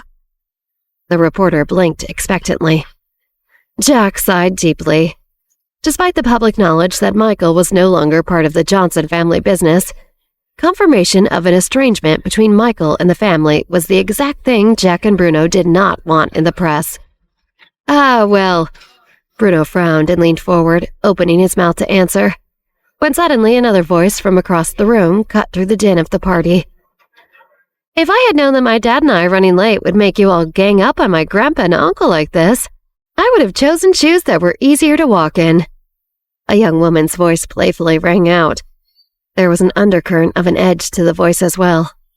It's Miss Olivia Johnson, a reporter exclaimed. The thick cluster of reporters excitedly turned around to get a glimpse of the eldest Johnson daughter. Olivia stood gloriously at the top of the grand entry staircase on the arm of her father, and the hot topic of the reporters' questions, Michael Johnson. Somewhere in the crowd, Monica watched in horror as the guest turned from her mid-conversation to eagerly look at Olivia. Her gaze followed everyone else to the top of the grand staircase. When she saw Olivia, the color drained from Monica's previously smug face. Olivia was draped in a stunning, sleek, custom Vonda black gown that seemed to absorb any light around it. 2 green stripes shimmered from her shoulders all the way down to the bottom of the dress and snaked their way through the train that draped behind her. The effect was like swirling northern lights cutting through an inky black sky. Long, velvety sleeves contrasted with the bold, open back, and simple, elegant diamonds glinted from her ears around her neck. Her whole look was luxurious, mature, and entirely unique. Even though Monica had never seen it before, something about the dress felt familiar, and it enraged her even more. Michael was styled handsomely in a handsome black suit that matched the black material of Olivia's gown. The way he carried himself and waved to the press left no doubt that he was the experienced, successful businessman of the Johnson brothers. Standing together arm in arm, father and daughter made quite the entrance. Jack and Bruno Johnson saw Olivia and Michael descend the staircase and walk in their direction. They looked at each other with irritated expressions. "What do these two mean by suddenly showing up here unannounced?" Jack seethed. "My question exactly." Bruno agreed as he glared in their direction. "Dad, Bruno." Michael nodded to Jack and Bruno cordially as they approached. "My apologies. Olivia and I arrived a little late." "We noticed. What a well-timed entrance, as it were." Jack answered suspiciously. Olivia could hear Jack trying to suss them out in his mind. "I have no idea what their angle is with showing up right now, but it saved us from those reporters' questions by causing a distraction. Or perhaps too much of a distraction." "What held you up? Didn't you remember what day it is today?" Jack pretended to scold Michael. I know. Michael nodded. Michael expected his father and Bruno to be confused that he would help them by showing up and shutting down the rumors about the Johnson family splintering into chaos. For Michael, this gesture wasn't about helping Jack and Bruno specifically, but for his daughter. Her reputation as the eldest Johnson daughter still mattered, and her status relied on keeping the Johnson family name from becoming a joke. Our presence is a statement to strengthen Olivia's future, even if it does throw my father and Bruno a life raft with the press for tonight. "Grandpa, Uncle Bruno." Olivia smiled. She addressed Jack and Bruno with the same diplomatic confidence that her father Michael executed so well. Her eyebrows furrowed apologetically. "I am so sorry we were late. My mom was warning us over and over not to let the time get away from us. But I had to go and choose an outfit that's hard to move quickly in. I slowed us down, try not to trip and fall. Don't blame my dad." To all the onlooking guests and reporters, Olivia appeared to be having a warm, affectionate exchange with her family. The reporters closed in around them to continue their questions. "So the young Miss Johnson is more focused on fashion than arriving on time to the most important event of the year for the Johnson family?" a reporter asked rudely. Olivia smiled disarmingly at the reporter. "I wouldn't quite put it that way. I put in effort to make an impression with you folks seriously, because I know how important this event is. By the looks of it, I'd say I succeeded." Olivia gestured around the swarm of reporters and the captivated guests. "Now, did you have an actual professional question for me?" Olivia's charismatic smile and calm, unflappable demeanor left the reporter stunned. She shrugged casually. "I think my grandfather is the one you really want to talk to as the head of our family." She gestured humbly to Jack. Olivia could hear the conclusions rattling off in the reporters' heads. This isn't a family in shambles. They look more united and polished than ever. Olivia and Michael stepped back to give the reporters more room with Jack and Bruno. "Very well done, Olivia," Michael proudly whispered to his daughter. "Leave all of the explaining to them. That's my brilliant girl." Olivia grinned and winked back at her father. The visible affection and confidence between them had all the onlookers smiling and thinking positively about the Johnson family brand. "Dad, I'm going to introduce Olivia to some people. We'll catch up with you later," Michael said to Jack as he warmly clapped him on the shoulder. "Yes, of course," Jack replied and glanced at Olivia. He still felt uneasy about her intentions for attending the ball. He trusted his son Michael had it in him to show up and help the Johnson family save face out of genuine loyalty. But Olivia was a different story. Jack and Bruno had enough run-ins with Olivia to know that she was an expert schemer and a powerful player not to be underestimated. Would Olivia ever put the Johnson family first purely out of the goodness in her heart, with no ulterior motive? I don't buy it. Michael graciously excused himself and Olivia from the throng of reporters and led Olivia further into the ballroom toward the rest of the party. Olivia held onto Michael's arm, smiling and courteously greeting people as they passed through the room. But all the while her eyes searched for one particular person among all the faces. Now that we're away from the reporters, I don't think you want to keep hanging out with your old dad, Michael teased. Go ahead and get a drink, enjoy yourself. I'm just going to make an appearance with a few people. Don't start too many wars. Okay, I won't, Olivia laughed. Michael turned to leave, but Olivia thought of something. Hang on a sec, Dad. Olivia pulled on Michael's sleeve. Michael turned back to Olivia, puzzled. Remember that you're not just the former CEO of the Johnson family. You're the current CEO of Confluence Technology. You're just as important as ever, especially to me. So don't let any stupid reporters talk down to you, okay? Olivia gave her dad's arm an encouraging squeeze. Michael laughed, then smiled brightly and reached out his hand to caress Olivia's head. Thanks, sweetie. I'll remember. Michael smiled. Good. Olivia smiled back and let go of his arm. Across the room, Monica glared resentfully at Olivia with such viciousness that another guest who was about to approach her quickly pivoted and hurried the other way in fear. Why? Monica muttered to herself and clenched her fists. This was supposed to be my night. Why did Olivia still show up at the last minute? She's supposed to be gone from the Johnson family. I'm the official eldest Johnson heiress now, not her. She shouldn't be anywhere near this ball. Monica felt a pang of bitter jealousy and resentment deep in her heart. Does she think she can just roll in and ruin this for me? I have nothing to lose. I'll make sure she regrets ever setting foot in this hotel.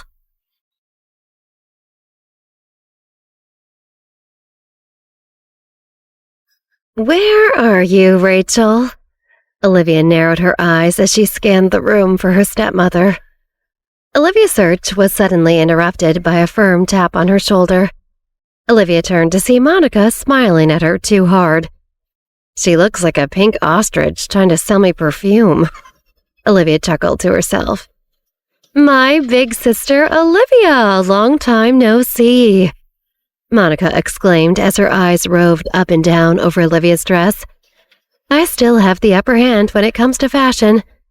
Olivia doesn't know Vera Wang from Versace, but I was born into it. She just got lucky with this ensemble, wherever it came from. Monica felt a clever backhanded compliment was in order. And what a dress! It's so... you. Monica smirked. Thanks, Monica. I thought so too. Olivia smiled confidently. I have your mom's good taste to thank. What do you mean?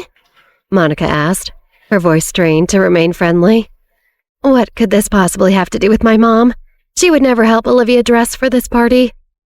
I guess you don't remember. Would you like me to help jog your memory? Olivia asked innocently as she savored Monica's confusion. Sure, Monica wearily agreed. This is actually made from the same dress that Rachel gave me last year. Olivia picked up the skirt and held it out to show Monica one of the green stripes.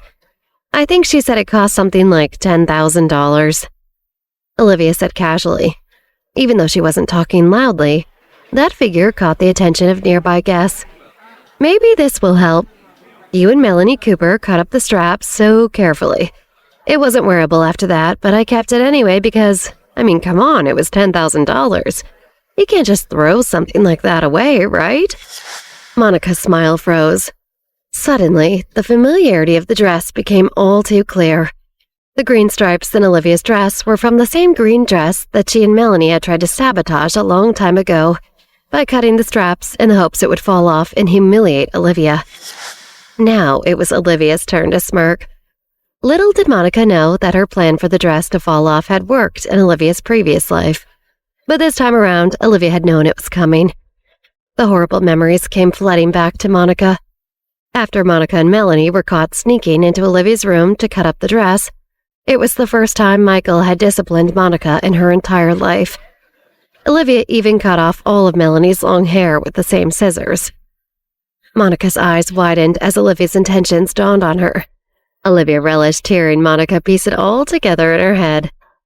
Olivia had this dress made out of that old green dress on purpose as a slap in the face to me and my mom. Monica realized. I don't know about you, but I think it looks way better this way. Olivia smiled, admiring the dress. What do you think, Monica? It looks better than ever. Monica smiled tightly. Back then, I was so immature and insecure. I actually thought you had come back to steal Dad. Can you believe that? Crazy. Monica laughed nervously. I did some really crazy things, but I've grown and changed a lot since then. I hope you still don't hold that against me. Monica knew her reputation in New York was already hanging by a thread. The last thing she needed was for this to come back to haunt her. Oh, don't worry about it. Olivia waved her hand.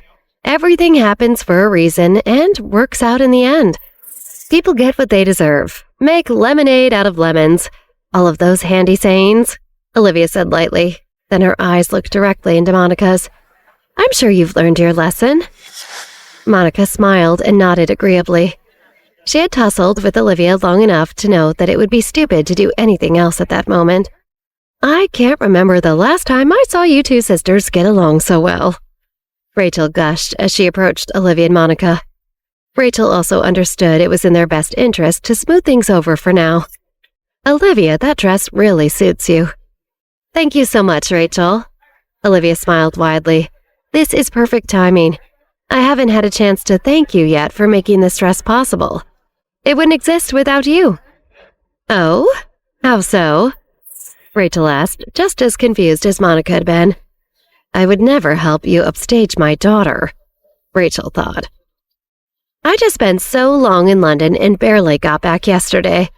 When I came back, Dad decided to finally mention the Johnson family ball to me right at the last minute. Olivia explained. This wasn't true, but Olivia knew telling it this way would drive Monica and Rachel insane. I know we've distanced ourselves lately, but we figured at the end of the day I'm still the eldest daughter of the Johnson family. Olivia noticed Monica's eye twitch as she said those words before she continued. And I thought if I'm going to make an appearance, I need to dress appropriately for the occasion with something old and something new, right? But I had no time to look for the right thing. Then I remembered I had the perfect material ready to go thanks to you both. It's from the same green dress you bought for me, remember? I honestly don't know what else I would have done at the last minute. Monica was screaming inside her head. This is such BS, Olivia. I'm the eldest daughter now. Despite her inner rage, she managed to keep the same gentle smile plastered on her face. That is really how resourceful of you, Rachel replied in a controlled, furious daze. Her knuckles turned white from how tightly she gripped her champagne glass. Rachel remembered all too well which dress Olivia referred to. It was the green dress Rachel originally bought last year to humiliate Olivia and ruin her reputation in the Johnson family. The plan had backfired so spectacularly that Monica was severely punished instead. And here it is, an entire year later, back from the dead to taunt us. Thank you, I thought so too, Olivia said with a bright smile. But enough about the past. How are you and Monica doing these days? We're doing fine, Rachel replied diplomatically. Everything is about the same as when we last crossed paths.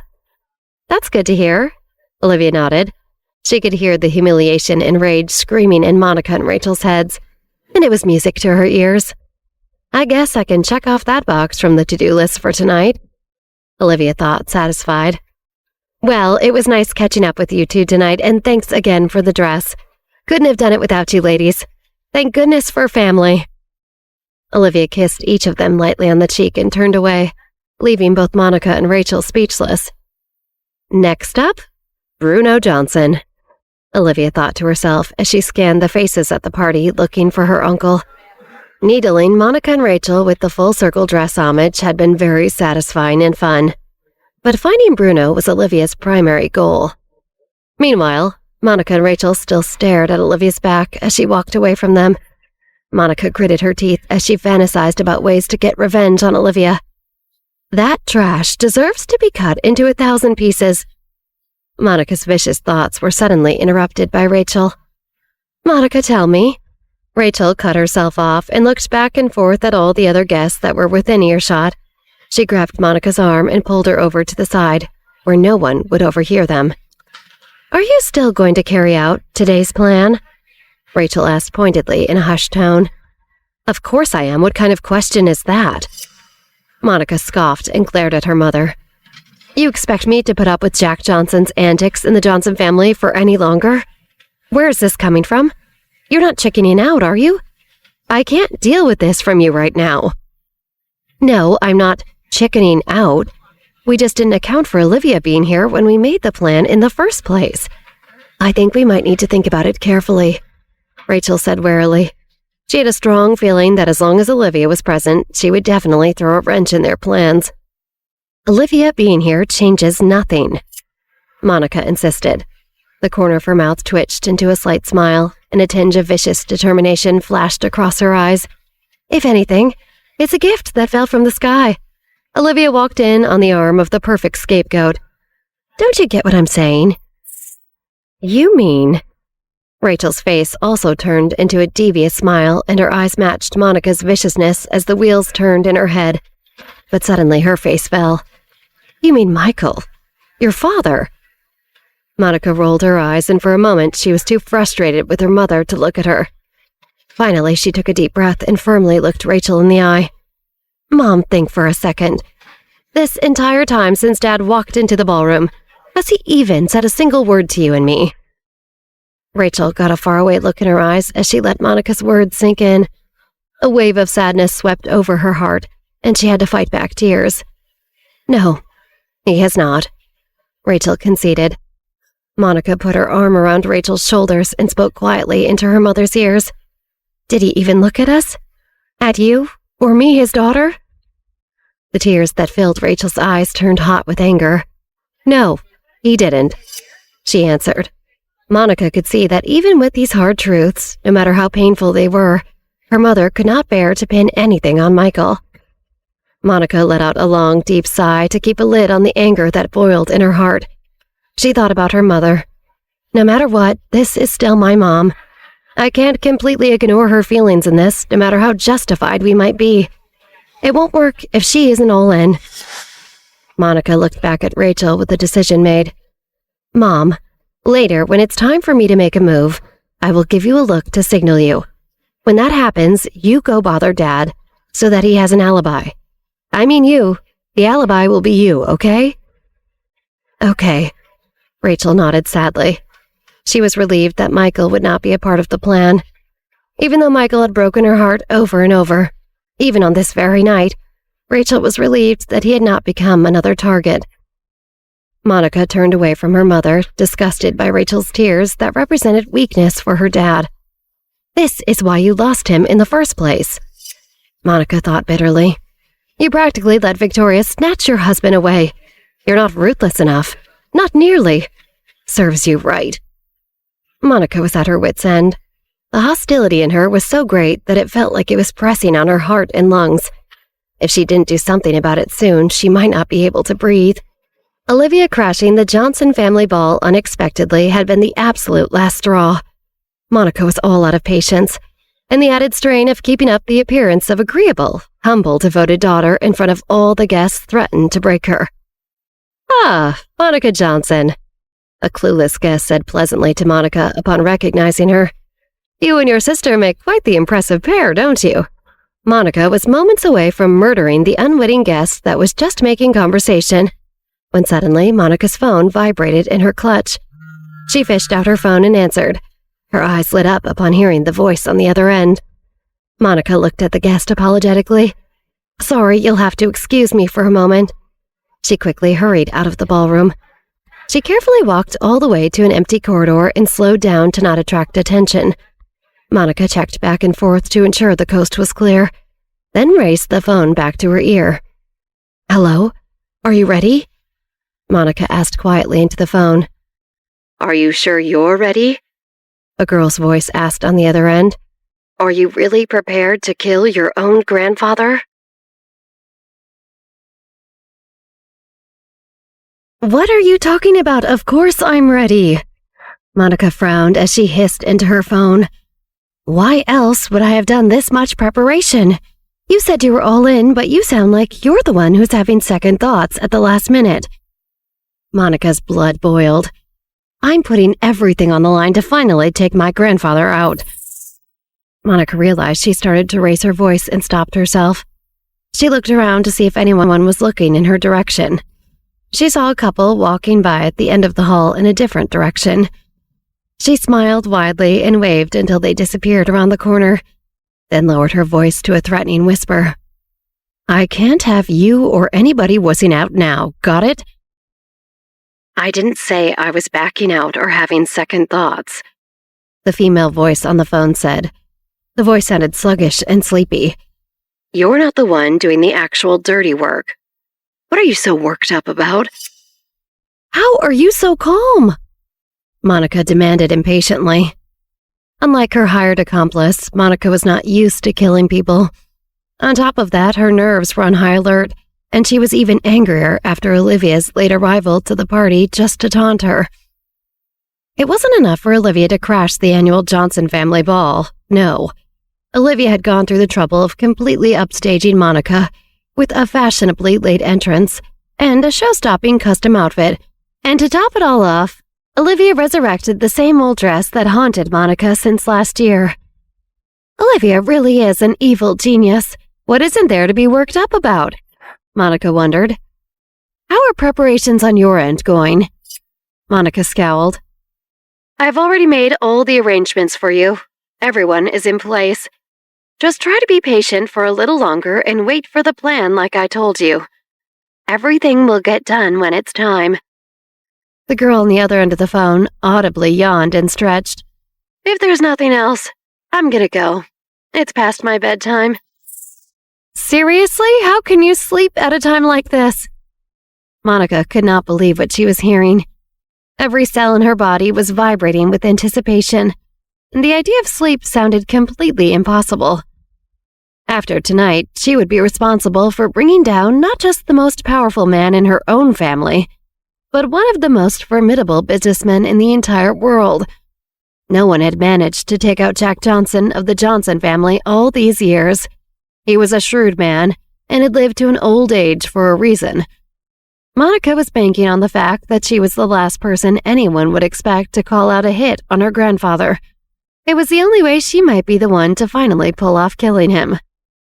Easy. It's the afternoon for you, but where I am, it's almost midnight, remember? The girl yawned again. Anyway, it's all set in motion. You have nothing to worry about. Just sit tight and it will be fine. Don't get impatient and do something stupid. I will not do something stupid, Monica retorted. She felt her face get hot and she opened her mouth to fling more insults when suddenly Olivia's smug face flashed through her mind. But what if... Monica started to ask in a scared voice before she stopped abruptly. She shook her head forcefully to push back her anxious thoughts. No, there won't be any complications. Monica spoke these words into the phone, but they were mostly to reassure herself. You're right, it will be fine. Unless, the girl said suspiciously after hearing the fear in Monica's voice. Is there something I should know about? No, it's nothing, Monica assured the voice.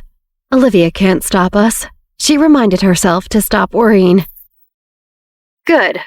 There better not be anything else, the voice said harshly. I do not like surprises. If I find out you were withholding something, we're done. I know, Monica answered irritably. She was frustrated with how out of control her emotions felt. Why are you being such a baby? Monica chastised herself. You're not even getting your hands dirty. Someone else is taking care of everything. Just get it done, Monica said coldly. She looked around the hallway to confirm no one else was around. Bye-bye, the voice said in a teasing tone before the call went dead. Monica shook off her anxiety and put her phone back into her clutch. She rolled her shoulders back and held her head high as she walked back to the party. Monica strutted down the long, luxurious carpeted hallway that was lined with massive antique mirrors. She caught a glimpse of herself out of the corner of her eye and was reminded of what this was all for. She did look stunning in her outrageously expensive gown and gemstones, This was how the lead Johnson heiress was supposed to look, beautiful and powerful. Nothing was going to stop her from executing the plan to kill Jack Johnson. Not even Olivia Johnson. With each confident step she took, a surge of optimism grew in her. Everything is going according to plan, and soon I'll finally get the justice I deserve, she smirked. Back in the ballroom, Olivia searched for Bruno Johnson. At last, she spotted him behind a small crowd of guests. He stood alone, holding a fancy cocktail. Olivia approached him with a smile and said, "Uncle Bruno, you look better than the last time I saw you." "Olivia, what a pleasant surprise. You really know how to give a compliment."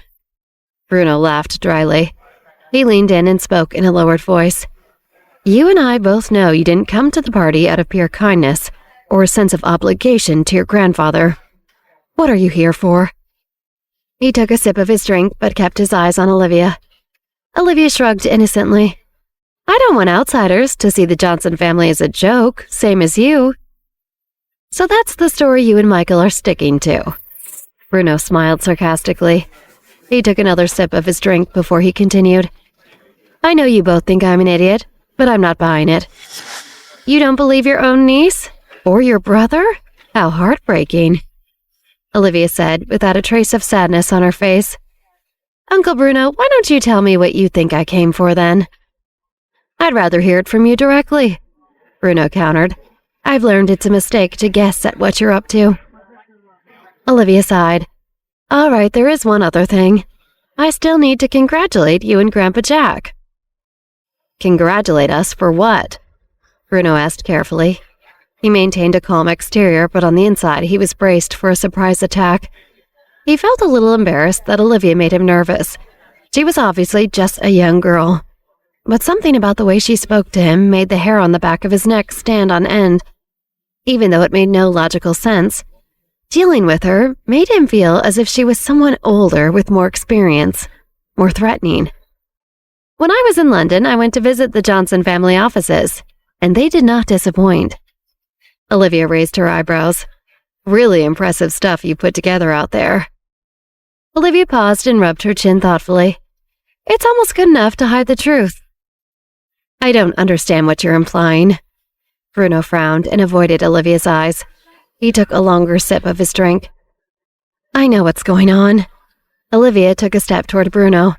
It almost made him jump, but he held his ground. "I wasn't sure of it until today, but seeing all of this effort confirmed it. You're putting on quite a show here." Olivia gestured around the room before looking back into Bruno's eyes. "You're going over the top to make it look like the Johnson family is stable." Bruno choked on his drink. His gentlemanly facade began to crack. "Don't be ridiculous," he coughed. "The Johnson family is stable, better than—" "Don't worry, Uncle Bruno." Olivia patted his shoulder reassuringly. "I won't tell anyone. After all, Johnson is still my last name, and so is my father's. If you and Grandpa look bad for business, our reputations will be tarnished too. That's just how it goes. Exposing you isn't worth the damage." "Then what's your point?" Bruno snapped. "What do you want?" "What do I want?" Olivia repeated innocently and smiled. "Do you not know?"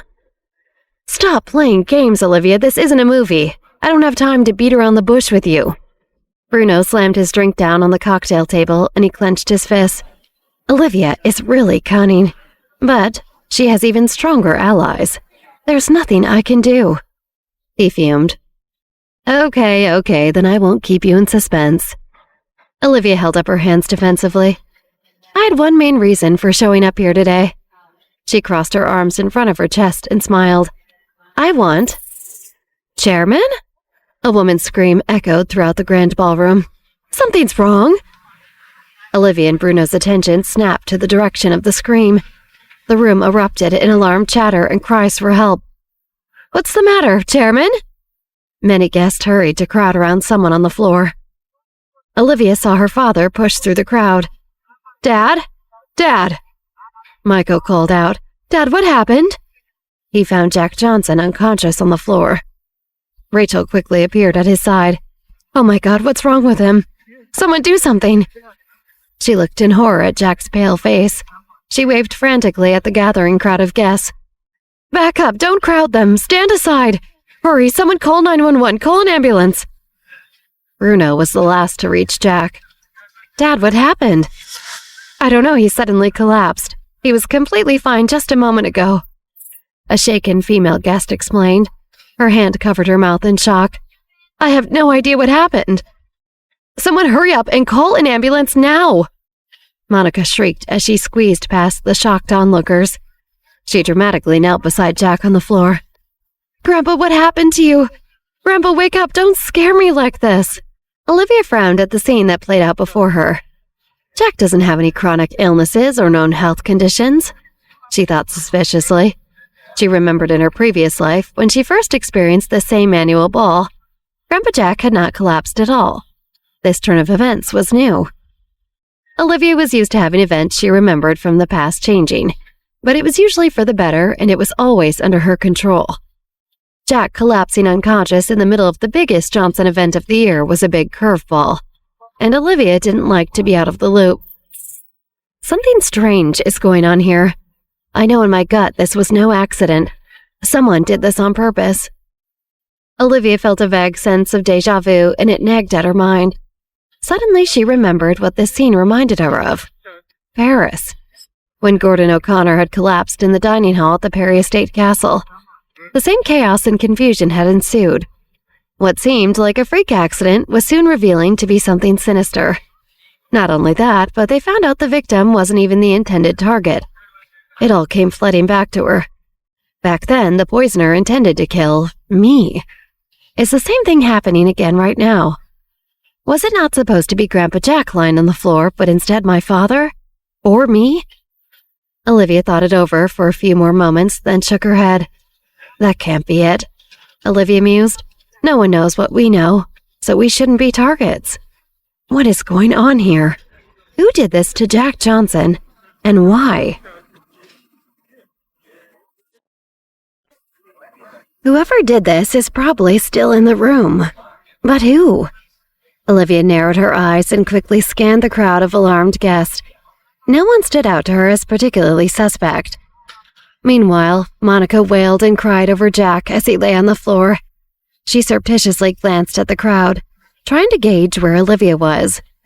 At last, she spotted her on the other side of the room, not even looking in Monica's direction or their grandfather. Of course, Monica thought smugly.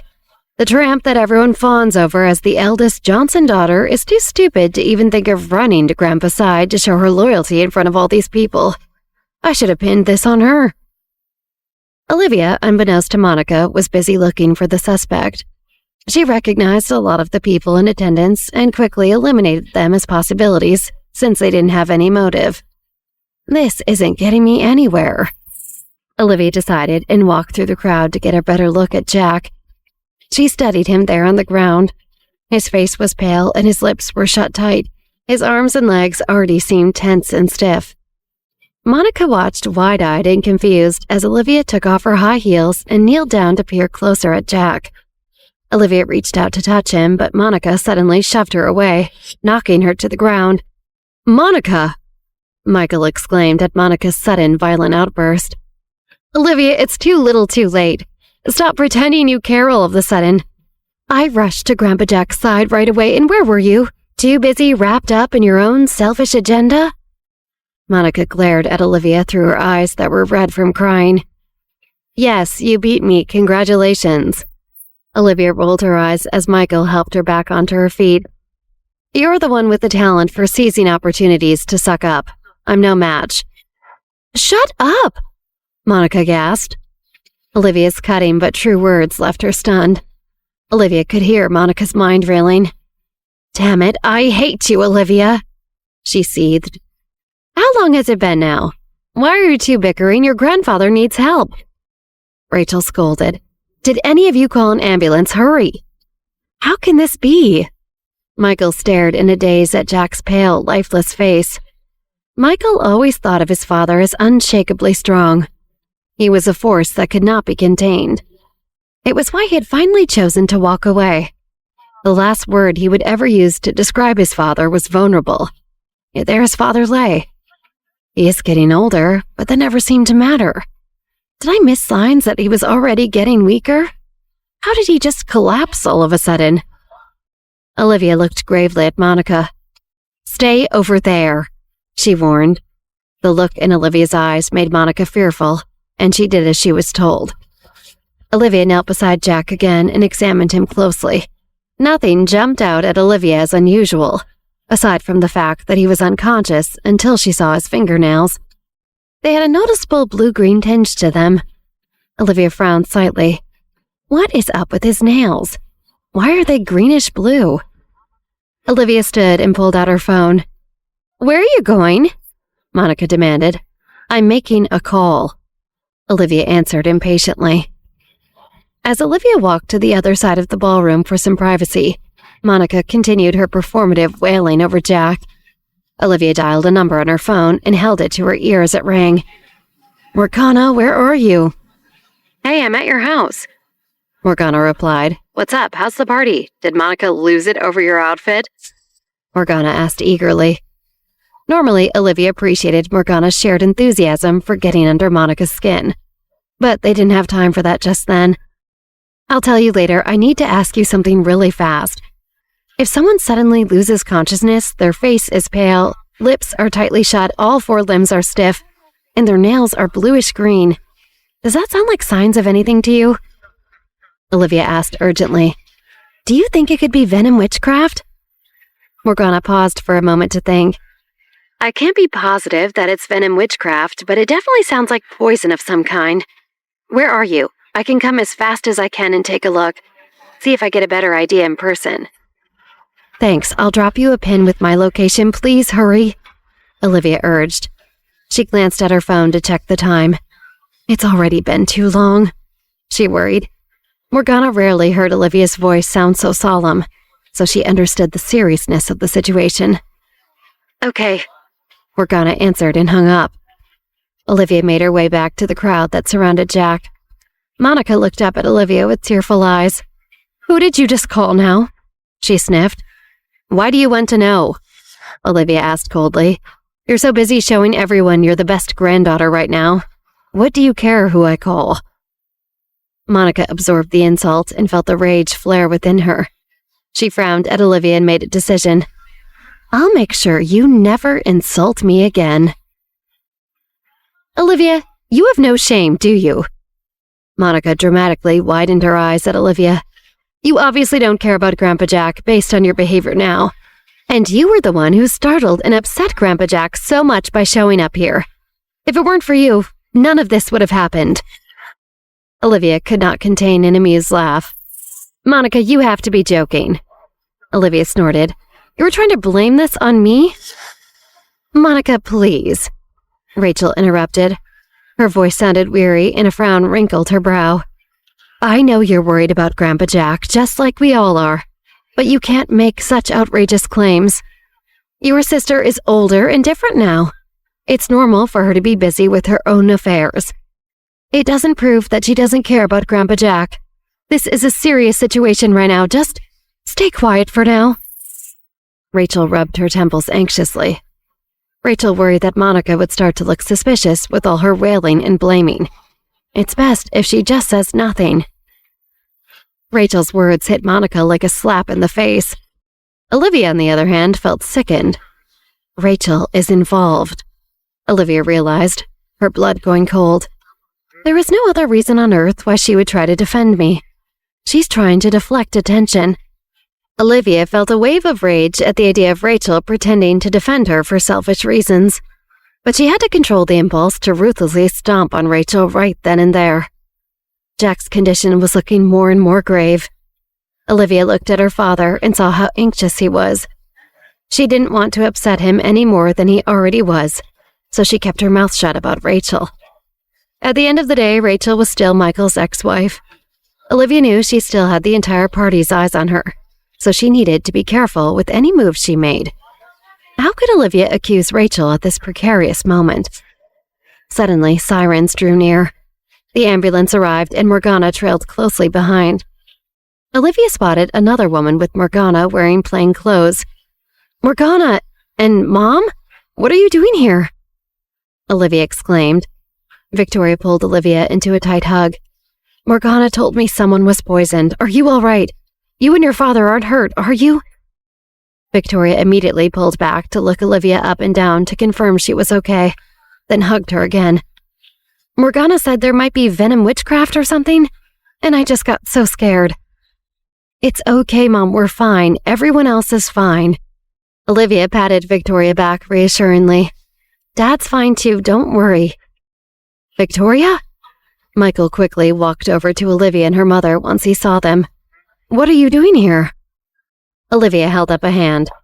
I called Morgana to tell her something happened at the ball and to ask her a question about whether it might be poison. It's my fault I didn't explain any of the details or that it happened to Grandpa Jack. Morgana told Mom, and she thought that something might have happened to one of us, so she hurried over. Really? Michael's eyes lit up as he looked at Victoria's concerned face. Even in the middle of a crisis, he was still grateful to know that Victoria was worried about him. Me? I was worried just as much as anyone would be. Victoria rolled her eyes at Michael, but she still looked him up and down from head to toe to confirm he was okay. Once she was satisfied, she let out a sigh of relief. As long as Michael and Olivia are okay. Olivia looked around for Morgana, who had just been standing beside her. Morgana? Hey, don't touch the patient, a paramedic over by Jack scolded. Olivia looked and saw Morgana had already slipped away and was on the floor trying to touch Jack. You do your job and I'll do mine, buddy. Morgana scoffed at the paramedic. She looked at Jack carefully while the paramedics rushed to treat Jack. We need some space, the paramedic said sternly. Okay. Morgana held her hands up and backed away. She hurried back over to Olivia.